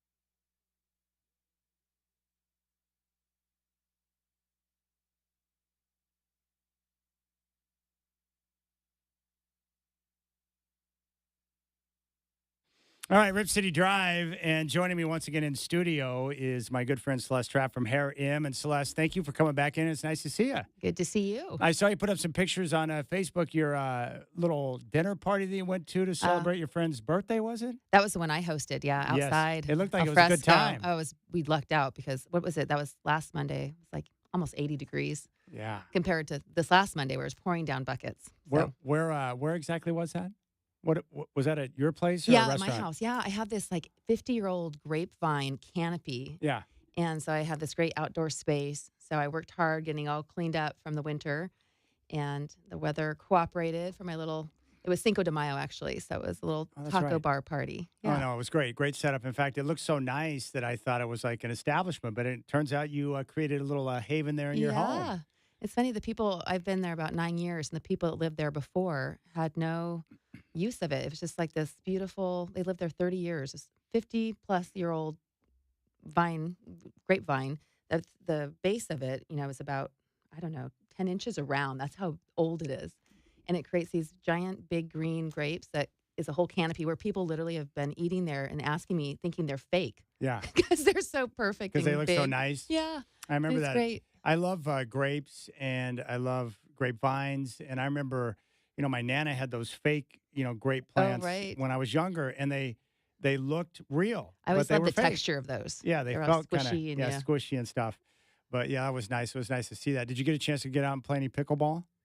I have been playing a couple times. Not this last week. This has been a little bit. Yeah, a little weather's bit too been wet. up I'm and a down. fair weather golfer and pickleball player. So Well, I like it, not too cold and not rainy. Well, there's nothing wrong with that. I will play. I've discovered something. Like on Monday and Tuesday, the weather was up in the air, right? And so I talked to my two old guys that I play golf with, and we ended up playing on Monday and Tuesday. The weather going in, it was dicey, but when we got there was no rain for the entire time we were on the course, but it was cloudy. But the best part is people see the forecast, it scares them away. Right, you had the whole place to yourself. No, we did. Midway through the round, I look at Dan and Glenn. I'm like, how does it feel to have an entire golf course to yourself? You just have to hose off your cleats afterwards. Yeah, you have to do a little hosing and get cleaned up. But yeah, it was perfect. I love those type of days where it's not crowded and very peaceful out there. Yeah, and now you're headed to the sunshine. Yeah, get down to L.A., get a chance to enjoy. I've checked the extended forecast down there. It's typical L.A. weather, 70s and sunny. Perfect. Well, the weather, like San Diego, like you normally know certain pockets, different times of the year where you go, Arizona, Hawaii, L.A., you know what you're going to get. San Diego, like it's typically nice weather, usually. Yeah, I mean, California, typically you're going to have some sunshine. Yeah, More which is than a good here. thing. I like that a lot. So Yeah, it's great to have you're you in going the to hit studio. Disneyland. I am going to hit Disneyland. Last time I went down one day, so I got there before it opened. I get a cup of coffee, and then I get my Genie app. I make my plan, and then I got 21 rides in from morning until close. And so my goal this time around is to top that number. And it's fun. I squeeze in as much as I can in one day, and the single rider line is genius. And not every ride has it, but a lot of them do. Mm-hmm. And it cuts the wait time What's down. your favorite? Pirates of the Caribbean. Oh my gosh, my son, I think he was 5 when he was on that, and he was so upset because he was scared going through with the pirates and whatnot. Yeah. And then I hadn't been on it for so many years. I couldn't remember really how the ride, what happened in it. And then it drops. Yes. He was just In the dark, yes. screaming. I mean, it was like, it felt so bad. I traumatized him. I know. The first time my dad took me on the log ride when I was younger, that drop scared the daylights out of me, and I was mad at my dad. And then as I aged a couple of years older, I wanted to ride it all the time. Yeah. I used to love roller coasters, but I could do without them now, I think. Motion sickness, I get it too easy. I got to pace myself, or my body just can't handle it anymore. But I assume you're hitting the roller coasters if you're doing I'm going to do everything. 21 rides. Do everything. You're not going to do like the little plane ride that goes around. I won't do the plane ride that goes around, but The little kiddie rides. to honor my papa, he loved It's a Small World. He loved the ride, and he loved the song and everything. He thought it was awesome. So I always ride that to honor my papa. The problem is the song gets stuck in your head, and it's in your head for like most of the day then. So you got to do whatever you can to get it out of there. So I enjoy it. And I planned it based on they got these different levels where, to give you an idea of the traffic flow for that day, this is before school gets out. So it's a level 2 day, which is a better day for navigation, less crowds. And so that's why I picked the time that I'm going down there, which is nice. Because you're going to be there for like 5 days, right? Yeah, I'm going to catch Dodger games Friday, Saturday, Sunday, Monday, hit Disneyland on Tuesday, and Yeah, it should be fun. I'm Yeah. looking forward to it. That'll be a great It's nice to trip. get away. And the best part is no work involvement. I'm cutting myself off. I told my boss today that I'm going like Axel Foley from Beverly Hills Cop, that I'm going deep, deep, deep undercover. So you ain't going to find me or hear Yeah, from me for an perfect. extended period of time. So he's aware of what's going on, which is nice. But we got a lot of good things to talk about today. And I'm curious how you came up with this topic. And it might have come from conversation with friends, but communication with exes. Yes. How did this come to be? It Like, were did. you It was a talking to a din- friend or what? It was a dinner table conversation that came up, and I thought, this is really interesting. I think Chad and I could have some words on this. So this particular situation was a friend who had a friendship with a person she had dated. Was never like a long-term relationship, but they were friends before and they were friends after. Yeah. And it was many years back, like 5 years ago or something. And the new girlfriend, which was fairly significant girlfriend, I think was just moving in. And she had seen some text conversations and they were all friendly conversations, nothing inappropriate. But she was uncomfortable with that relationship that they Yeah. were having. And she was upset about it and was basically like, you need to be not having communication with this person. Yeah. So it just got the conversation going at the table about that. And, and it's understandable that she could be feeling that way. She didn't feel secure. And I think there's just different variables where sometimes that can happen. And I know on the opposite side, many friends who, and myself included, who have great friendships with exes and their current relationships are totally fine with that. Yeah. Yeah, it's interesting. In my experience, for the most part, I keep pretty good relationships with people even after breakups, right? Like if I run into them, we'll get a chance to talk or communicate from time to time and see how things are going. And that's okay. But I've found that if you're in a relationship and then you're having conversation with an ex, I've never been with someone that thought that was cool. You know what I'm Right. saying? And I think women sometimes can be a little bit more insecure than men about that. Yeah. But not always. And I think, too, depending on your past, like if you've been cheated on or maybe someone hasn't been completely honest with you, then I think that enters in. Right. And it's very easy to take past experiences and then apply what happened in the past to something that's current or in the future, right? Like this happened before, so it could possibly happen again. That's right. And I think It's the like a key is- protection mechanism where you're trying to protect yourself from the past and Right. what happened because you don't want to see that go down Right. again. And insecurity is hard in a relationship. It shows up in ugly ways. But I think being respectful to your partner, if you want to maintain a friendship with somebody for whatever reason. I mean, of course, if you're co-parenting children together, that's one good reason to have a friendly relationship. Doesn't mean you have to be overly friendly, but if you enjoy somebody's company, maybe you have something in common, you have friends in common that you want to maintain somewhat of a friendship with. I think being upfront is really the most important thing with the person that you're dating or you're in a relationship with. So they're never feeling insecure about it, and they realize that the friendship is completely platonic on both sides. Yeah. I think what I'm most proud of is probably the relationship with my ex-wife where we co-parent very well. She's remarried, and I think her husband's awesome, and he and I have a good relationship. And just the other night, and this has happened to me a few times where I'll be sitting over there at their place having a cup of coffee or talking about whatever. And in my mind, I'm thinking, am I enjoying myself right now? And I'm like, I think I'm enjoying myself. And it's kind of surreal great. to look back and see where things were at when the divorce went down and things were a little bit dicey at the time, which is understandable. And how long ago was that? Where are we at now? So that was like 17 years ago, 16 years ago. So to fast forward now and to see where things are at, and we can get along and have communication and talk about this or that. And I think that's great. So I'm enjoying that aspect of it, that people can mature and you can move past things that have gone down in the past and have, respect for one another. And not only that, but for me, it's like I see the type of work that she puts in for being a mom and the sacrifice it's made. And so I respect that, right? Right. And then when you see who they chose as their mate and who they married, and I see how good he is as a father, as a stepdad, I'm like, I really couldn't have asked for more, right? It's a good situation. So I'm thankful for that. Yeah, and it's so great for your daughter and your Yes. son to be able to Yes. have that relationship with their parents. And, that's one of the most important things when my son's dad and I split up. I mean, we got advice from a co-parenting therapist, and it was like, always speak nicely about the other person, first of all. Because for the child's standpoint, you are part of each of them. So you want to have that relationship, at least from the child's point of view. But being able to just have a friendly relationship. But I do have a friend who has more than that, where she has a friendship with her ex where they actually do international travel together. Mm-hmm. They do holidays together. They include their current partners. And for her, it's a non-negotiable, like for both of them. If somebody came into their relationship, the kids now are just going off to college, so it's a little bit different. Yeah. But still, they're still doing international travel together, even with the kids at that age. And for And the them, relationship at this point is just plutonic then. They just have a Yeah. good relationship. And right. And, there have been, she said, more so the girlfriends he's had maybe have been a little bit uncomfortable with it, much more comfortable if she's in a relationship than when she's not. But they make it work, and it's really a beautiful thing for the kids. I think it is. It sets a good example for the kids. And don't you think the key, or what do you think the key is to that type of relationship to be able to move on? Is it just a matter of learning, forgiveness? Like, what's the key to that? Because I think it's a very healthy thing. Like, I've found that when I forgive and I don't hold a grudge or any type of bitterness, that it sure does a lot of good things for me. But more importantly, I try to be very conscious of setting those type of examples for my kids. So if they see me have difficulties with someone, but being able to forgive and forget and move forward, I want to set those type of examples because they're going to experience conflict as they get older too. Right. We have to be able to forgive. Yeah. It's like you said, it's just a horrible weight you carry Yes. for yourself if you don't. Yeah. And then just for the kids' sake, because, they sense that tension. Even when you're in the same house, of course, they sense that tension.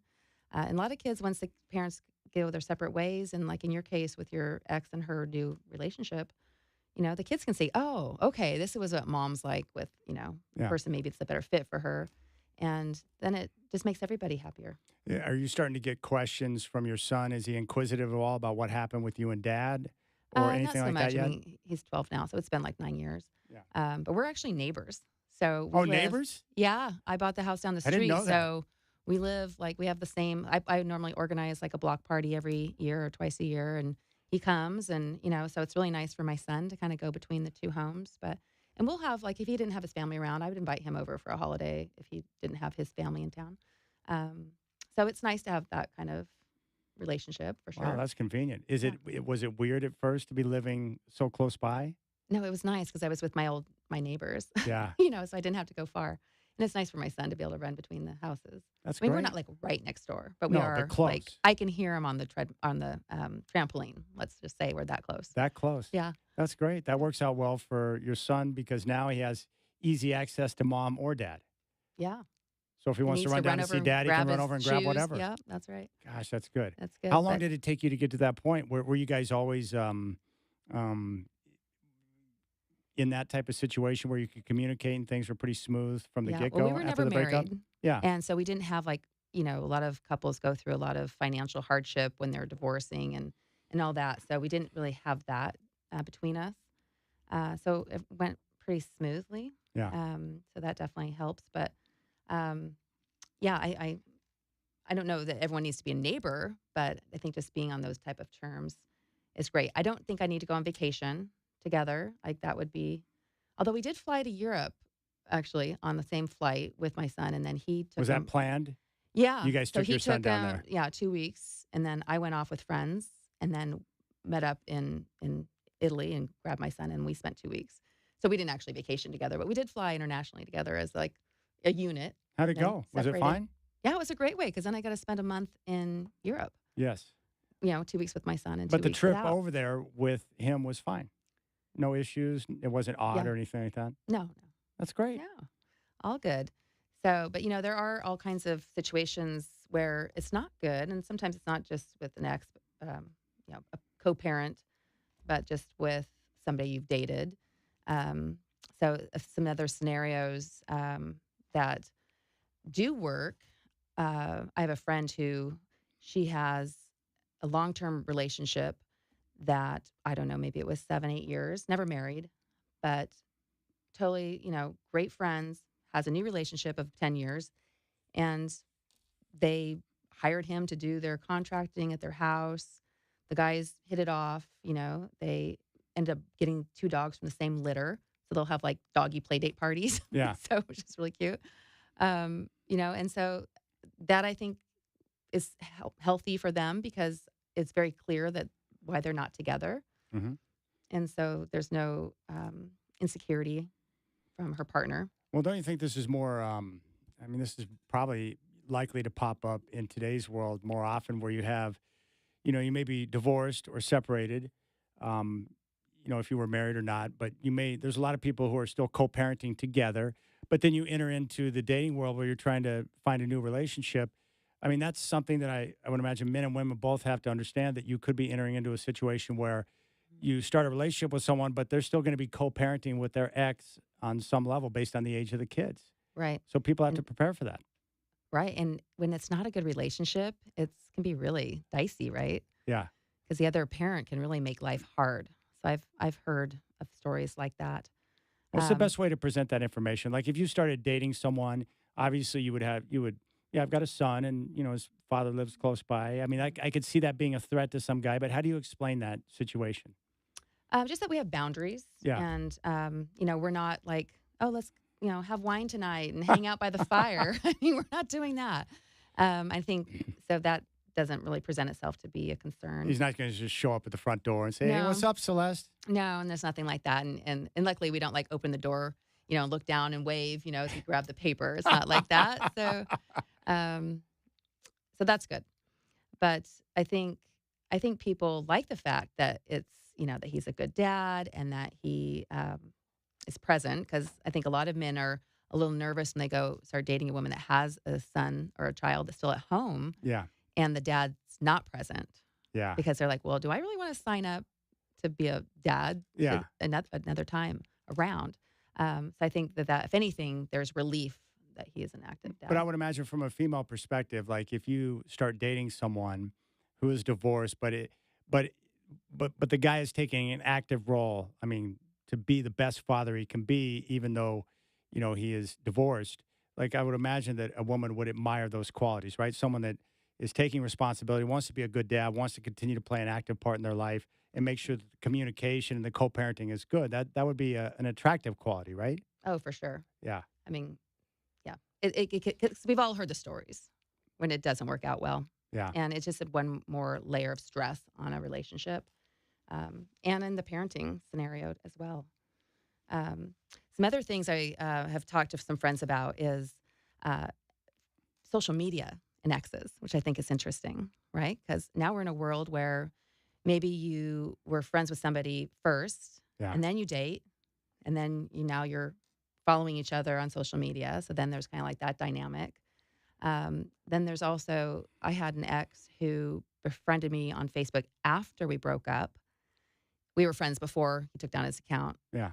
And then after we had been broken up for like over a year or so, maybe, he had sent me another friend request, which was an interesting thing, right? It's like, do I want to do that? Like, would he do that? And he'd have a new girlfriend and I'd have to see his new girlfriend. Like, I didn't really know. And then I accepted it. And of course, there was this new girl like all over his Facebook page. I thought, well, that was really rude. Yeah. Like, did he do that?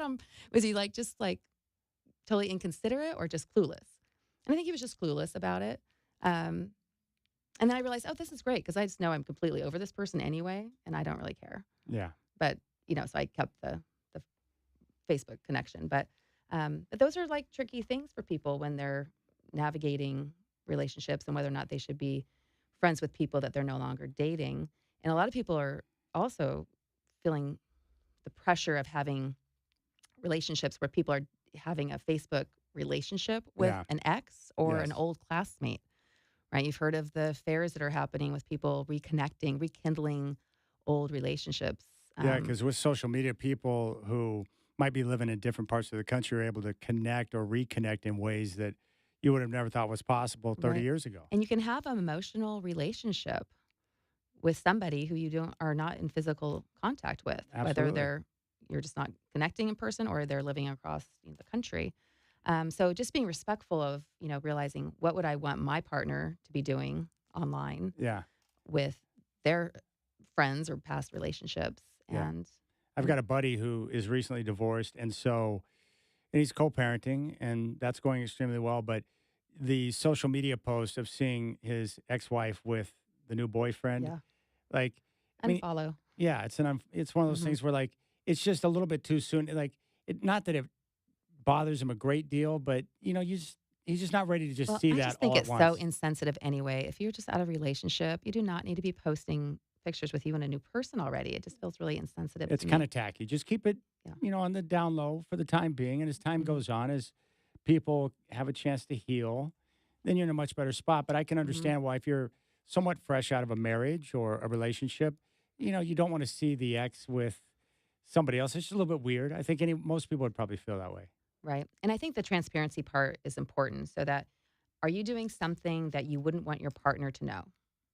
Are you sending messages to somebody or having a dialogue exchange that would be somewhat inappropriate potentially, Yeah. whether it's flirty or a little bit too Well, raw or emotional? I can tell you where I've got myself in trouble in the past is where I deem something in my mind not to be significant.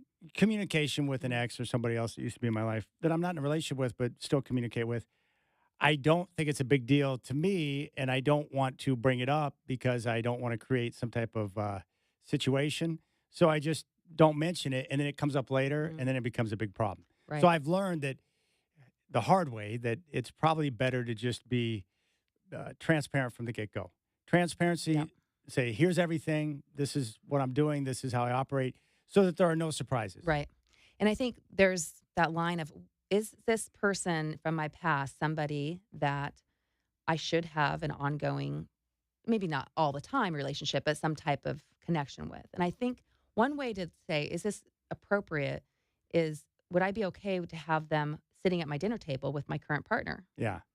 And if not, then they're probably not a person that you should be meeting up for coffee and sending texts and having that type of dialogue. Yeah. So I think that's a good test. Whether or not you do it or not, just realize, would I be okay? And it's not maybe you're okay with it, but is that other person okay? Like, what's their intentions? Are they reaching out to you because they want to be with you, Yes. or just because they really want to talk to you about the last Blazer game? Yeah, exactly. And I think some people, in most of in my experience, you usually know when someone's reaching out to you, kind of get a sense after a while of why they're reaching out to you. Right. You kind of get the Right. sense of like, okay, this person wants to get back together with me. This could create problems for my current situation. So you got to be aware of that kind of stuff. Yeah. And some people do it different ways. I'm all for being straight and communicating. Yeah. That's my MO, rather than blocking or ghosting.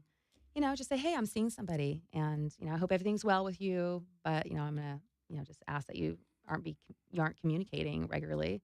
Um, And that works pretty well, right? Because if you're upfront and straight about something, that usually will put the other person in a position where they'll back off. yeah, because I just think ghosting. Like, I mean, we don't need to be. We've already had our conversation about ghosting, but I think just being straight up and honest, then somebody knows you've got the message, and they're very clear on why they're not hearing back from you. Yeah, I think ghosting is kind of it's a gutless act. Yeah. And the blocking too, because people don't even know you've blocked them, so then there's just like this silence, right? Yeah. So that would be the dinner test, I think, is a good one. And just realize if that's not a relationship you have with that person, then it's probably a relationship you need to let them know that you're not comfortable having while you have this other relationship. All right. Celeste Trapp is in studio. We're going to come back and spend some more time in conversation. If you want to reach out, you can find me on social at Chad and Rip City. Telephone number is 503-248-0620. We're going to talk about the special walk for the ALS Northwest coming up at 5:20. Celeste Trapp is in studio. You got the Rip City Drive with Chad Doing on your home of the Blazers, 620 Rip City Radio.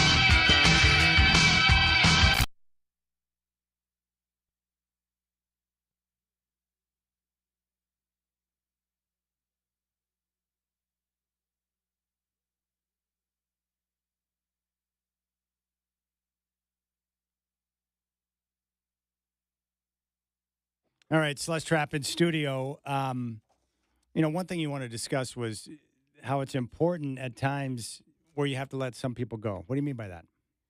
Well, as much as we might want to have friendships, like you said, you like to maintain friends, Yeah. people you've dated, and that's great. You end on good terms, hopefully, and you like the person enough to date them. It'd be nice to have them as a friend.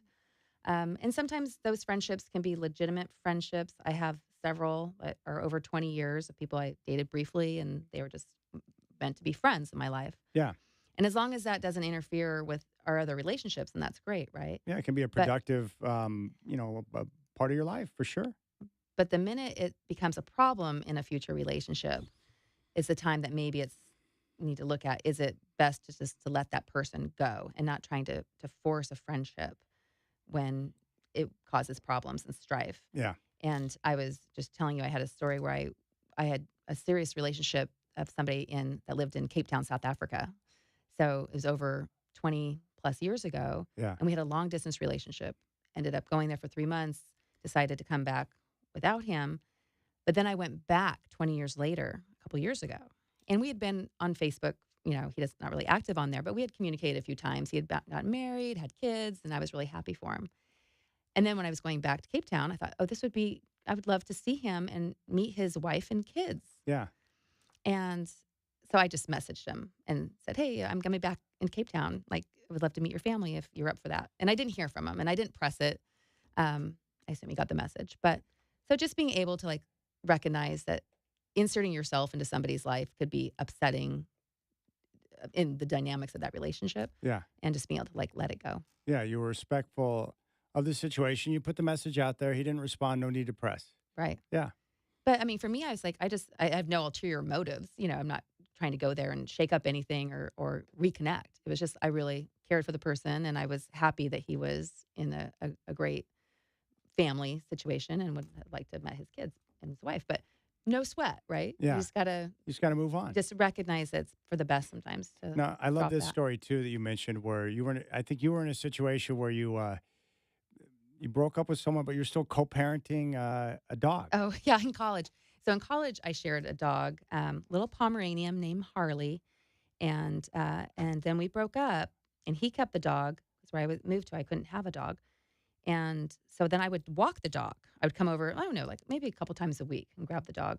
And he got a new girlfriend, and the new girlfriend was like, no, she's not coming over to grab the dog. So I had to just let the dog go, and I did. Oh, poor Harley. I did. Poor Harley, and he was so cute, calm. But and then I had a girlfriend in her adult life here not too long ago that they had a relationship that broke up. They had a dog together, and she loved that dog, and it was just really hard for her to let the dog go. I mean, somebody has to potentially, not have the dog. But she would take the dog. They both lived in the Pearl District, so they would both she would take the dog for walks regularly, and sometimes she would take it for extended period of time if he was traveling. But eventually he moved, and so she lost connection with the dog. But it is a hard thing if you have a pet for one person to have to give it up. But Yeah. it also is a tie that sometimes people do not want to have in their relationship as far as having to communicate with the ex. Well, I think the biggest takeaway from today's conversation is transparency and being honest. It's Right. so hard for us to be honest. I can only speak for myself, but I think the reason why it's always been hard for me, especially when I was a little bit younger, to be transparent and honest is because I'm afraid of, well, if I put myself out there and just present myself as is, good, bad, and ugly, that I'll be rejected. So it puts you in a situation where you feel like you have to, be not completely transparent, and that's not a good place to be. And I think you need to be honest with yourself. So if it is somebody that you think, well, actually, I would like to date that person again. Yeah. Well, then it's not fair to the person you're with. Yeah. Whether you need to decide, okay, I want to date that person and I'd end this relationship or not. So you need to be honest with yourself and then being transparent and honest with your person and not hide. You don't want to be hiding your messaging or having to delete texts. The minute you start doing things like that, you're going to be losing trust. And so those are the types of dynamics and the friendships you need to decide, is this something that I can legitimately keep as a friend and know in my heart that this is a friend and nothing else? Or do I need to, send a message and say, hey, I'd like to just kind of watch you from afar and hope all is well? All right, Celeste Trapp in studio. What do you got planned for the weekend? Anything exciting? Um, some yard work, I think. Yes. Oh. And I saw a little bit of sunshine. Yeah. That's good. Yeah, yard work's always nice. Pickleball. It's that time of year too, where a lot of people are planting and the gardening time of the year, which is My cool. my girlfriend gave me some starters of things. I don't have any garden or I don't have any like a vegetable garden. Yeah, I have flowers, and so yeah. But I have a lot of wild bunnies. So I'm Yeah. like, that sounds like a whole process. You really should have to like build up a box. I don't know what they call it, a gardening box. Yeah. So the bunnies can't get up in there. So I think I'm gonna have to give those to somebody. Would you like some? yes, We got some. Do you really do? yeah. Oh I darn would. it! I should have brought some. So Well, you when can you do get that back, next week. I'll Yeah. keep them alive until you get back. All right. Well, I appreciate your time. Always a pleasure to see you. Enjoy your weekend. Have and a we'll great talk soon. vacation. Thank you. I appreciate that. We'll come back and we'll get you update on the Knicks and Celtics. And then at 5:20, we're going to talk about the ALS Northwest Walk, which is coming up. So we'll dive into that. You got the Rip City Drive with Chad Doing on your home of the Blazers, 620 Rip City Radio.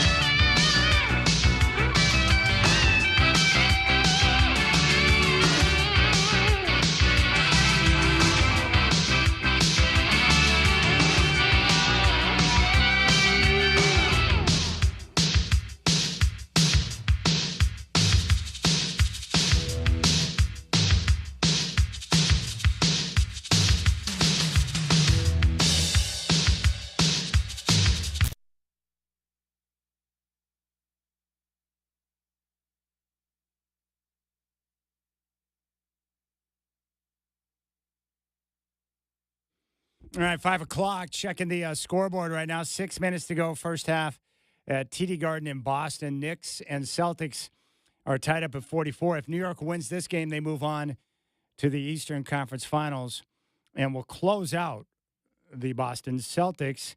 The NFL schedule drops right now. We're going to dive into that coming up on the Rip City Drive. Derrick Henry has signed a $30 million extension with the Ravens. Game 2 tonight on TNT at 6:30. Warriors and Timberwolves. Minnesota looking to close out Golden State. Wolves are a beefy 10.5-point favorite. No Steph Curry. Draymond Green fined $50,000 for questioning the integrity of the officials. Phil Knight says he no longer has interest in acquiring the Portland Trailblazers, and we got some golf. PGA Championship kicks off tomorrow from Quail Hollow down in North Carolina. Scotty Scheffler, your betting favorite. We got more of the Rip City Drive coming at you right now.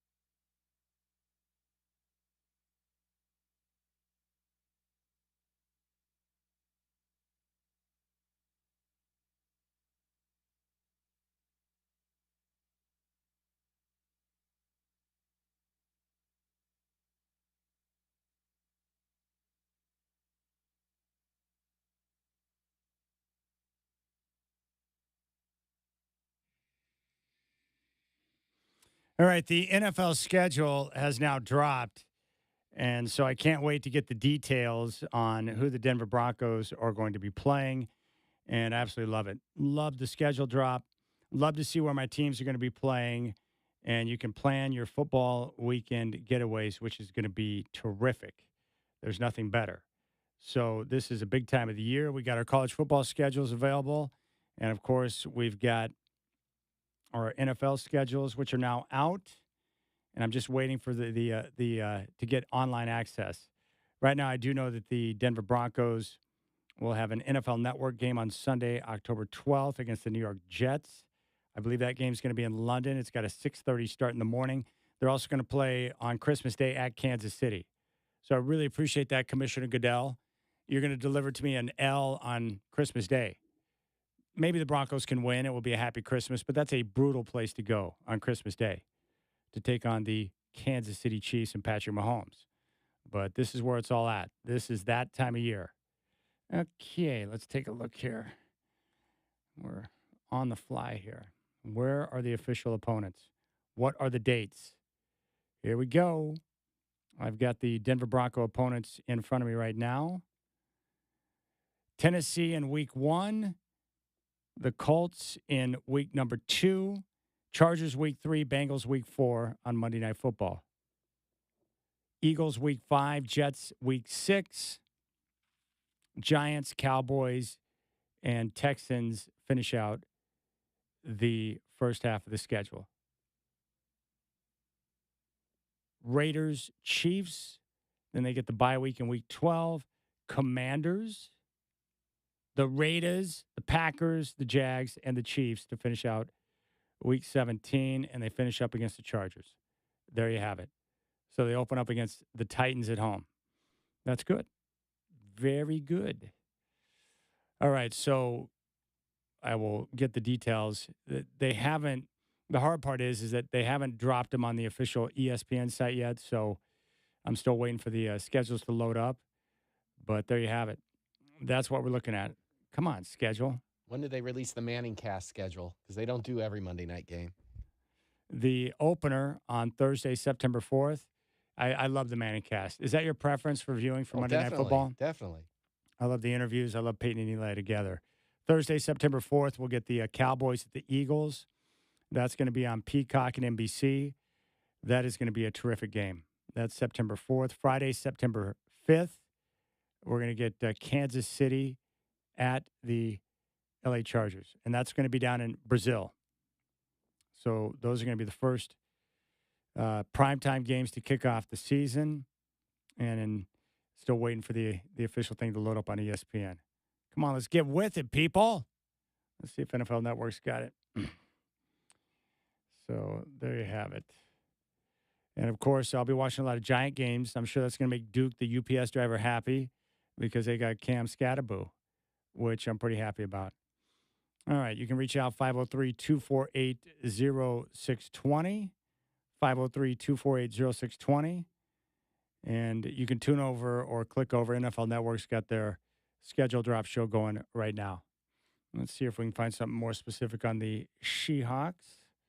Let's see here. Seahawks schedule.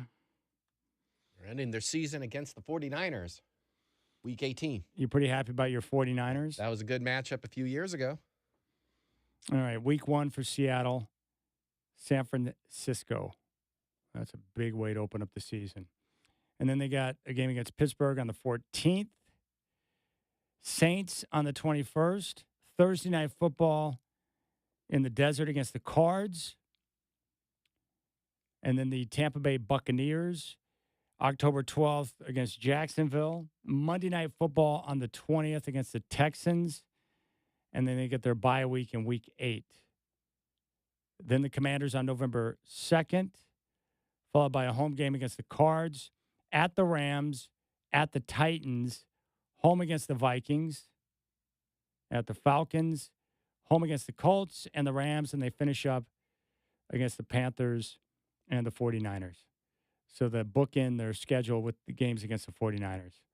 But I'm excited to see the Seahawks this year with Sam Darnold. But that's a tough way to open up. 49ers in a division rivalry game, and then you travel straight out to Pittsburgh for a tough defensive matchup against the Steelers and presumably Aaron Rodgers. That's going to be fun. That is a good way to start. But looking at the difficult pockets in their schedule, I mean, there's a bit of a rough stretch there where you go Washington, Cards, and then Rams. I do like the fact that they get their bye week in week 8, which is nice. But, yeah, that's tough. All right. Well, and, of course, there's a lot of 49er fans out here, including Michael Shagger, who's all about the 49ers. Let's see what they've got. So Seattle, at the Saints, and then home against the Cards and the Jags. Tough stretch, week 5, week 6, at the Rams, at the Bucks. Home against the Falcons, at the Texans, and another game at the Giants before they come back home week 10, 49ers hosting the Rams. Week 11 and 12, at the Cardinals, home against the Panthers. They're at the Browns in week 13, bye week in week 14, home game against the Titans, at the Colts, week 17 and week 18, home against the Bears and the Seahawks. So not a brutal schedule for the 49ers. In fact, that's a very manageable schedule for a roster that's in, I guess, what I would call a bit of a transition right now. Interesting. Yep, there you have it. So the 49ers, at Seattle, at New Orleans, home against Arizona and Jacksonville. That's how they open up September. I'm glad that the season's going to start, too, a little bit earlier in September. So week 1 is that weekend of September 7th, and then the final week is January 4th. It's awesome. It's going to be terrific. So we got the 49ers schedule. Let's see if I can get a better look at the Broncos schedule. Let's see here. Okay. September for the Bronx. September 7th, home against the Titans, at the Colts, at the Chargers. Dang, back-to-back road games in September. And then home on the 29th against the Bengals. Joe Burrow. September 29th. Love that. That's Monday Night Football, too. Okay. I mean, if you're plotting games that you want to go to, that's probably right up there near the top of the list. Home opener on the 7th against the Titans. They got back-to-back road games against the Eagles and Jets. Well, there's a loss on October 5th. That's not a good trip to Philly. They got home games in October against the Giants and Cowboys. Raiders and Chiefs in back-to-back weeks at home. Thursday night football against the Raiders, and then they get an extra break before their home game against Kansas City. I like that going into a bye. At the Commanders on the 30th, back-to-back road games, Commanders and Raiders. They get back-to-back home games in December against the Packers and Jags. At the Chiefs on Christmas, and they'll finish up their season at home against the Chargers. So they got a couple of difficult pockets. That's the problem with being a better team and being in double digits is double-digit wins is that you find yourself with a little bit more of a difficult schedule. Let's see here. Blazers season will kick off in October. What home game do I want to go to? Josh will be reaching out to me soon, trying to identify. If you had to guess, Shacker, what day will Trailblazers Media Day be on? Like Monday, September 29th? That sounds about right. Yeah, right before October gets going. Gosh, dang it. Because it'd be fun to go to that Monday night game. There's Josh. Josh just reached out to me. September 29th, Bengals Monday night. But that's probably media day for the Blazers or close to it. That's what he just told me. Yeah, the Bengals Monday night game would be terrific. But that's probably going to be the same day as the Trailblazer Media Day, I would guess. We'll have to play that one by ear. All right, there you have it. The schedule is now out, and football season is right around the corner. So we're in May now, so May to June. So camps are going to open up here in about, 2.5 months, close to 2 months. It's amazing how quickly the offseason goes now. So there you have it. I like the Seahawks schedule. I think it's manageable. The Broncos schedule has got some difficult stretches, difficult pockets. And I think the 49ers have a very favorable schedule, which is going to be helpful in that division, which is wide open in the NFC West between the 49ers, the Rams, the Seahawks, and the Cards. I think the Seahawks are once again going to be in contention for the division. I would put the Rams as the favorite based on coach and quarterback and their young talent. They've done a heck of a job with their draft the last couple of years. But I think the Seahawks are moving in the right direction. And I can't wait to see Sam Darnold. I think he's going to be able to play well, and I'm expecting big things from him. All right, Knicks and Celtics continuing to battle tight at 59 right now. Now, the Knicks, I'm impressed. I didn't know what to expect in this game, whether the Celtics could get a big home win or not, but right now the Knicks are hanging tough. And if you're the Knicks, you want to make sure you handle business. Take advantage of your opportunity. Because the longer the series goes, you put yourself in a position where you're a must-win at home. You do not want to find yourself in a Game 7 back in Boston. So the Knicks right now hanging tough, trying to put themselves in position. Timberwolves and Warriors coming up after this one in Minneapolis at Target Center. I don't think the Warriors have a chance. Not without Steph Curry. They're almost unwatchable on offense without Steph out there. And I think Steve Kerr's doing the best job he can with the guys that he has access to, but they just don't have enough. I mean, I knew Steph Curry was important to the Warriors, but after seeing the Warriors without him, you realize how vital he truly is and what he does to the defense when he's on the floor stretching it out. All right, we'll come back, and when we do, we're going to talk about the walk for ALS Northwest and how you can get involved. It's going to be a big event. And again, the ALS Northwest does so many big things in the community to help people with the horrendous disease. And what they do best is bridging the gap between what insurance provides and what it doesn't to make sure families have access to the tools they need to take care of their loved ones who have been stricken by ALS. So we'll dive into that next. You got the Rip City Drive with Chad Doing here on your home of the Blazers, 620 Rip City Radio.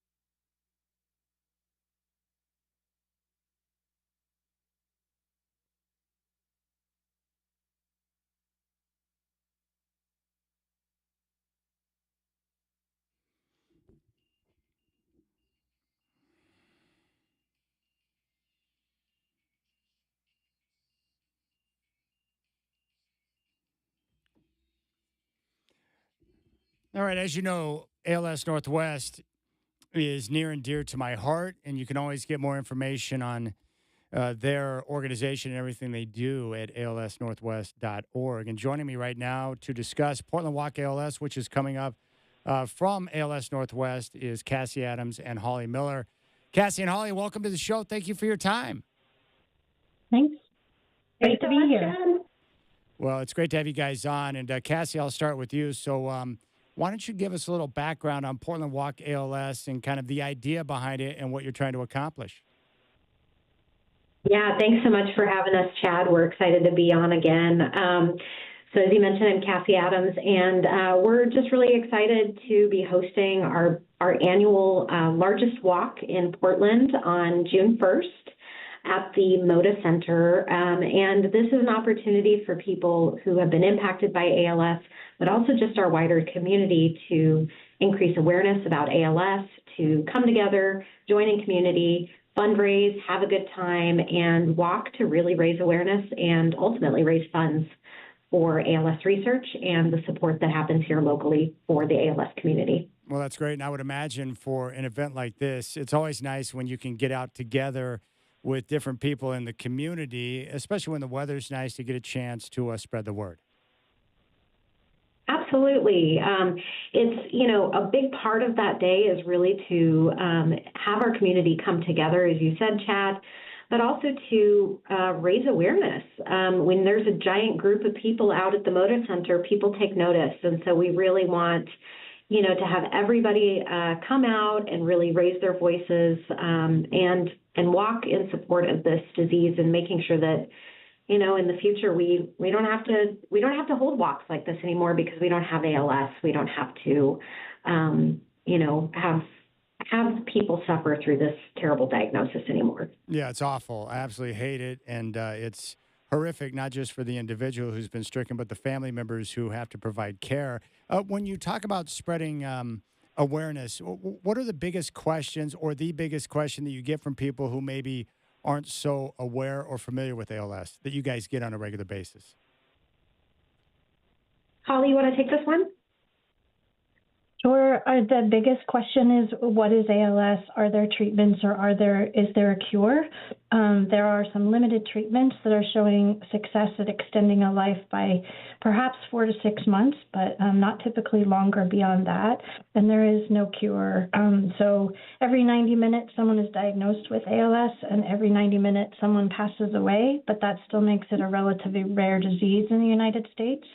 So we do a lot of explaining of what ALS is, how it impacts a person's body, what end of life looks like for them. Typically, it's 2 to 5 months from diagnosis. Sometimes it can be longer, and sometimes it can be less than that. So we do a lot of explaining about what the disease is and how our organization supports people that are impacted by it, and not only the people who have the disease, but those who care for them. As you said, it's hard on the families and the caregivers. So we talk about that a lot too. And Holly, for those who are listening right now who may not be as familiar with ALS, give us a simple definition of what ALS is. ALS is amyotrophic lateral sclerosis disease. It robs people, it's a neuromuscular disease. It robs people of their ability to control their muscles and eventually to swallow and to breathe. So it's a slow paralysis and a complicated death. I know it varies for each individual, but what's the typical life expectancy for those who are stricken with ALS? Upon diagnosis, which sometimes can take up to a year to diagnose properly, it's between 2 to 5 years. Wow, 2 to 5 years. And Cassie, what's been the reaction, when people get the information and you have a chance to talk to them about what it is? Can you see the light bulb go off, and maybe does that information, once you're able to explain and give some details, help people better understand so that they can know more about it, but then also to do things to help support the foundation?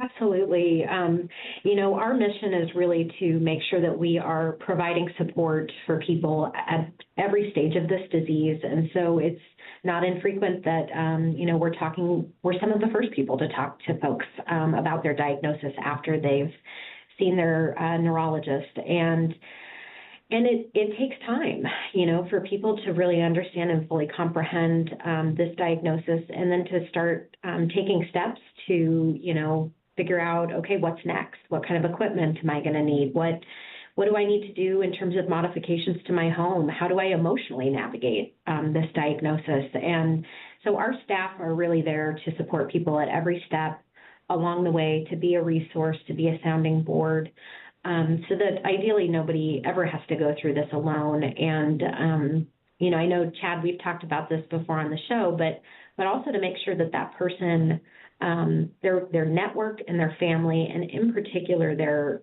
caregiver, which is often a spouse or close family member, also has that same level of support throughout the entire course of the diagnosis, because we sure know this disease does not just impact one person, it really impacts the whole family. Yeah, no doubt. Now, Cassie, one thing I want you to touch on again, because I think it's important to continue to stress this, but the biggest thing that ALS Northwest does, or one of the biggest things you guys do, is you help bridge the gap, because insurance does not cover everything that a family or an individual would need once they get the diagnosis for ALS. So you guys have different programs in place to be able to help bridge the gap so they can have access to a power wheelchair, or to help get the preparations for their home and different things. Can you explain that a little bit? Absolutely. Yeah, we really believe in filling the gaps in when insurance can't cover, or people are just progressing so quickly that insurance just can't step in quickly enough with medical equipment. Like you mentioned, power wheelchairs. It can be any kind of medical equipment that folks need for mobility, but also for communication support. So we have a loan closet program where we can loan medical equipment out to folks when insurance isn't covering that or just isn't quick enough. That can be anything from a power wheelchair to ramps to a communication device that a person might need if their speech is changing, or they're no longer able to use their hands to operate a computer. So we're really able to step in to support people when, when the costs are just a barrier or insurance isn't pulling through. Yeah, no question. Now, Holly, I know you're the event organizer for Portland Walk ALS. So where do people go to register so that they can take part in the event? They can register on our website at ALS Northwest, fully spelled out NORTHWEST.org. And there's a link to the Portland Walk on that site. Registration is totally free. We don't want cost to be a barrier. We do have a fundraising request. People would consider making a donation or asking their friends and family, but it's not a requirement to attend. The fundraising we do at walks like these help us fund all the work that we do. Everything we do for people living with ALS is done free of charge, and the way that we make that possible is holding events like this. That's terrific. We're talking with Cassie Adams and Holly Miller from ALS Northwest, getting ready for the Portland Walk ALS coming up at the beginning of June. Hey, Cassie, aside from the equipment that we just talked about, what are some of the other valuable resources or assistance that you provide people once they get diagnosis that maybe people might be unaware of that are important? Yeah, absolutely. So first and foremost, we have our social workers who are able to make home visits and help people navigate the complexities of the disease as they move through it. But we also have local support groups, both in person and virtually, so people can connect in with one another. Specifically, also have caregiver support groups so that caregivers can connect in with other caregivers, and we feel like that's really important. The medical equipment program that we talked about, we also provide some financial assistance for really anything and everything that people are facing. As we've talked about on this show before, the financial cost of having this disease is significant for people, from everything from copays to costs for care. It's just can be pretty astounding for folks. And so we try to help out with that financial assistance when we can. And we also have some volunteer opportunities within our organization. A big part of the way that many people give back to this community is volunteering their time, whether it's at an event like Portland Walk or directly supporting family in their home, helping them with day-to-day tasks and things like gardening. So we have a lot of different programs to support folks. And as Holly said, we really can only offer these programs because of the generosity of folks who come out to our event, who help fundraise, who help make a donation. And of course, it just increases our awareness and, support for these families and these folks right in our local communities who are going through this devastating diagnosis. All right, the walk is coming up on June 1st. It's going to kick off right there at Moda Center. It's the Portland Walk ALS. And if you want to register, simply go to their website, alsnorthwest.org. Any other details that you guys want to share that we may have missed on, Holly or Cassie? I just hope people come out. It's a great day of community. Yeah. We have, entertainment and we have food and fun things planned. So we really hope that people will join us and help us make a difference. Now, are people allowed to bring their puppy with them if they want to walk with their dog? According to the Moda Center, if they are on leash, they are welcome to do that. Okay, there you go. You can even bring your furry friend along. We're probably going to get nice weather at the beginning of June, which is exciting. Well, I think this event is great, and I just want to say thank you for all the work that you, too, and the rest of your organization continue to do to spread the word and help these families that are struggling with the reality of ALS, which is a horrific disease. So, Cassie Adams and Holly Miller, I appreciate it, guys, and you're always welcome on the show to spread the good word. Thank you so much, Chad. We always appreciate talking to you. You got it. All right, there you have it. Cassie Adams and Holly Miller here on the Rip City Drive again. The walk is coming up for Portland Metro June 1st at Moda Center. It's going to be from 11 to 1 o'clock. And you can register by going to the website, alsnorthwest.org. Your participation in Walk ALS will have a direct local big impact on people living with ALS, of course, their loved ones. And the funds raised at the event will allow them to continue to provide education, support groups, access to care, and important advocacy for people impacted by ALS here in the community. And the funds also allow them to invest in critical research for treatments and a cure. So every dollar will make a significant impact for people living with ALS in the Northwest. So it's pretty simple. Put that on the calendar. I can take little puppy shots with me, and we get a chance to enjoy some sunshine. And as I mentioned before, the reason why it's so important to me is for two people.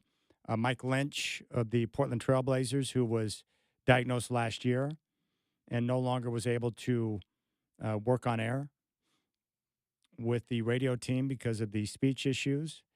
And my heart aches for Mike Lynch and, of course, my grandpa on my mom's side, my mom's dad. I grew up with him. I never saw him walk. He was confined to a chair, and he would have to use a typewriter to communicate with me and my brother, or my cousins, Becky and Kimberly. But it was frustrating because his mind was super sharp, but he couldn't communicate and he couldn't move. But my grandma, nothing, she didn't do anything for herself until he was in a position to begin his day. Every day, 7 days a week, she would get up in the morning, help him out of bed, get him bathed, shave him, brush his teeth, do everything for him, prepare his food, feed him. And then finally, after a few hours, when he was set and in his chair ready for the day, then she could go about taking care of herself. I mean, it was hell, absolute hell. And the sacrifice she went through was tremendous, but she never complained about it. And from what I can gather, he wasn't exactly the best husband at times, but she was committed and went through the grind of taking care of him. What blew me away is that he outlived her. He was a rare case where he lived a long time with the disease. But we can take part and be able to make a difference with the big walk, which is coming up on June 1st. And you can register. Go to alsnorthwest.org to register for the walk at the Rose Quarter between 11 and 1 on June 1st. All right, Rip City Drive, Chad Doing here. Right now, the Celtics are on top of the Knicks, 69-67. So the Celtics are doing a nice job of hanging in there without Jason Tatum. I'm looking at week 1 of the NFL schedule.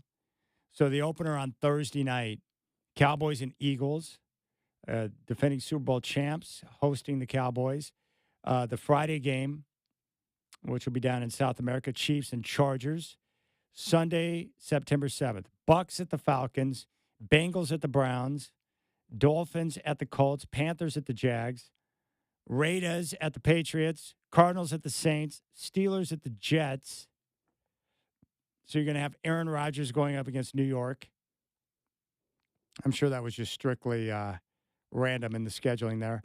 Giants at the Commanders, Titans at the Broncos. At least Denver gets to open up with a dub. 49ers at the Seahawks. Seahawks Stadium will be loud, or Lumen Field, sorry.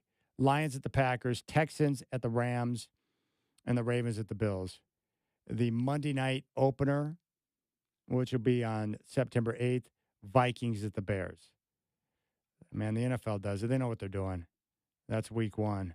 Love it.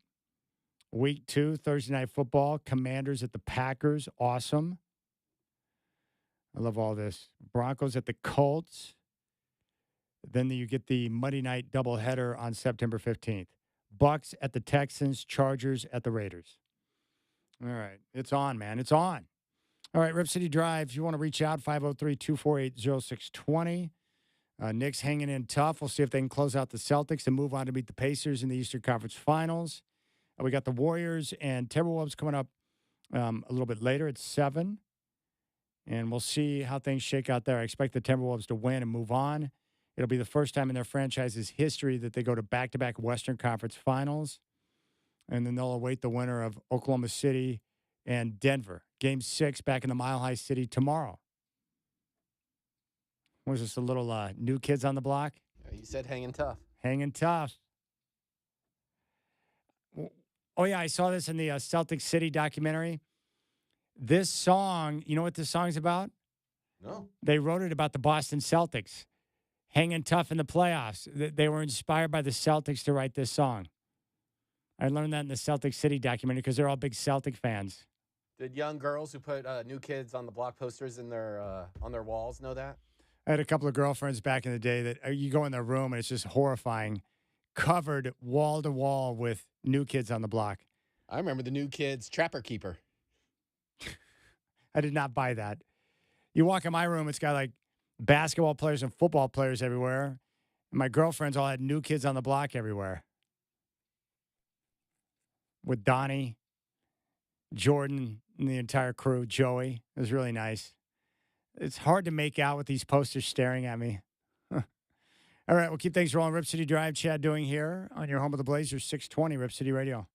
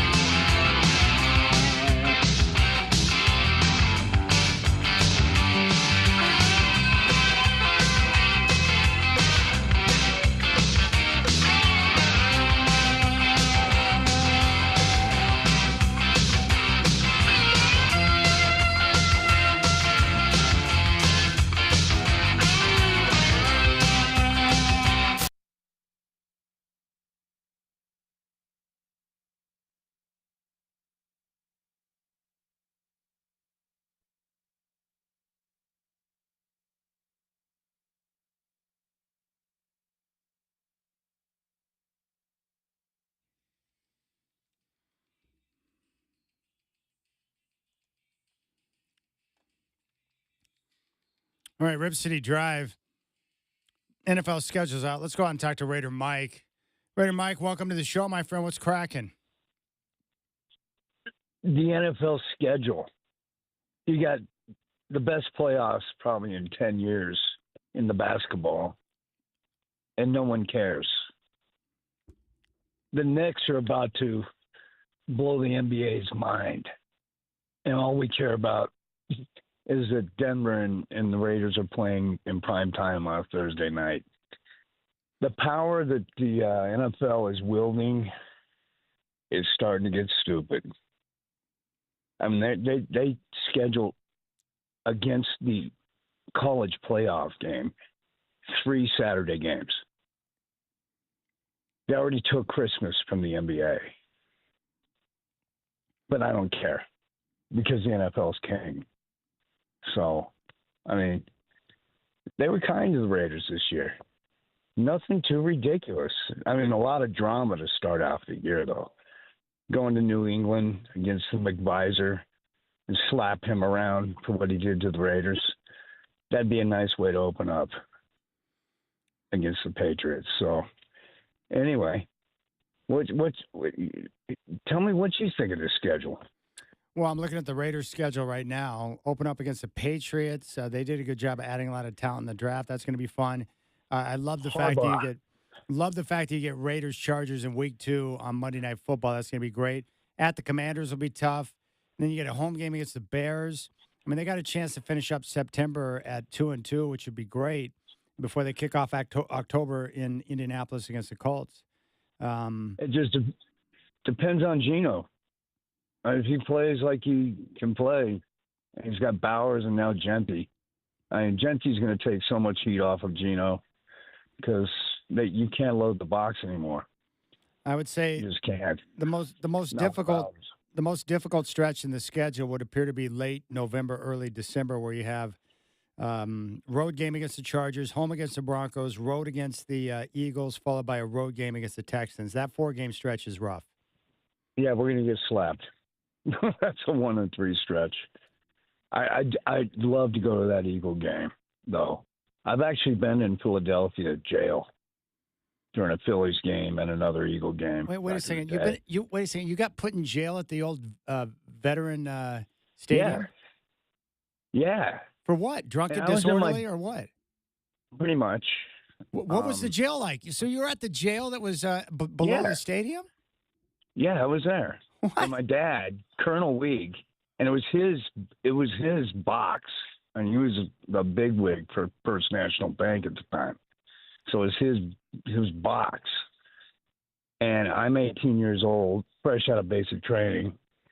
And it's just a free bar and free food. And I'm imbibing, bro. And apparently my mouth went off and I wound up in jail there. Well, how long were you in that jail? I don't know, an hour and a half. The colonel came down and got me. Oh, so it wasn't like Paul Tagliabue that had to come and open up the jail to get you out of there, or what? No, they had real cops. There's real cops down there. So were you jammed in there with a bunch of Eagle fans, or what? Yeah, well, no, that was a Philly game. No, I don't even know what I was mouthing off about because I had no dog in the fight. But somehow I wound up in jail. I know it's Philly. It's really hard to imagine you mouthing off. Next to the Raiders. I can't imagine you. Well, I was 18. Oh. I thought I was Rambo at the time. I just got out of basic. I was ripped. Had a mouth. It's Philly. We get in each other's faces. It was a childish thing. I want to go to jail though at age 60 for a good reason. Well, go back to Philly. See the Raiders. Yes, I'm going to that game. Well, I'm going to be within, I'm moving back to this area so I can be near my dad. He's 83. You're at that time and place too, and you want to be around your dad as much as possible. Absolutely. Now, wait a second. Is your dad a Raider fan? Is your dad a Raider fan? Oh, no, my stepdad. Oh, stepdad. Yeah, he's the guy who destroyed the Raider helmet. Or the Frisco helmet in front of me, put a Raider helmet in front of me and said, my dad was over in Nam, killing goats and that kind of thing. You know, it was just a bad time. All right. But it was a good time. Oh, we got to let you go, Raider Mike. I can't get to the dump button fast enough for Raider Mike. Raider Mike, I love you, but there's certain things you cannot say on the radio. What you just said would be one of those things that would classify. Okay, we're not going You can't even say a word that rhymes with that word. No, you can't. You cannot say that, Raider Mike. Okay, there you go. I'm going to get fired before I go on vacation. Raider Mike, easy, my friend, easy. Okay, Yeah, Rickard of the Hops heard it back at the baseball stadium. He was cracking up. Yeah. Did we get it dumped fast enough? Probably I not. hope so. Oh my gosh, Raider Mike, that's you're not allowed to talk about Vietnam anymore. We can talk about the Raiders. I was all into your story of being jailed at the old veteran stadium. Like, that's awesome. The old vet. You're jammed in the cell with a bunch of Eagle fans because you were mouthing off. Like, I like that story. And I like you talking about your dad and your stepdad. But then you veered into Vietnam, and then crazy stuff happened after that.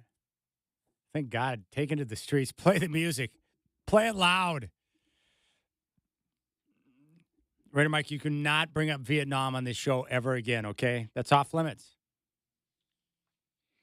Okay, assuming I'm still employed, I will talk to you sometime after next week. You'll get a best of show tomorrow, and then Brendan Slaughter will fill in. And I'm going deep, deep, deep undercover. They might put me in the old jail cell at the veteran stadium after that phone call. Good gracious. Big thanks to Cassie Adams for putting together that interview to talk about the big walk coming up on June 1st for ALS North.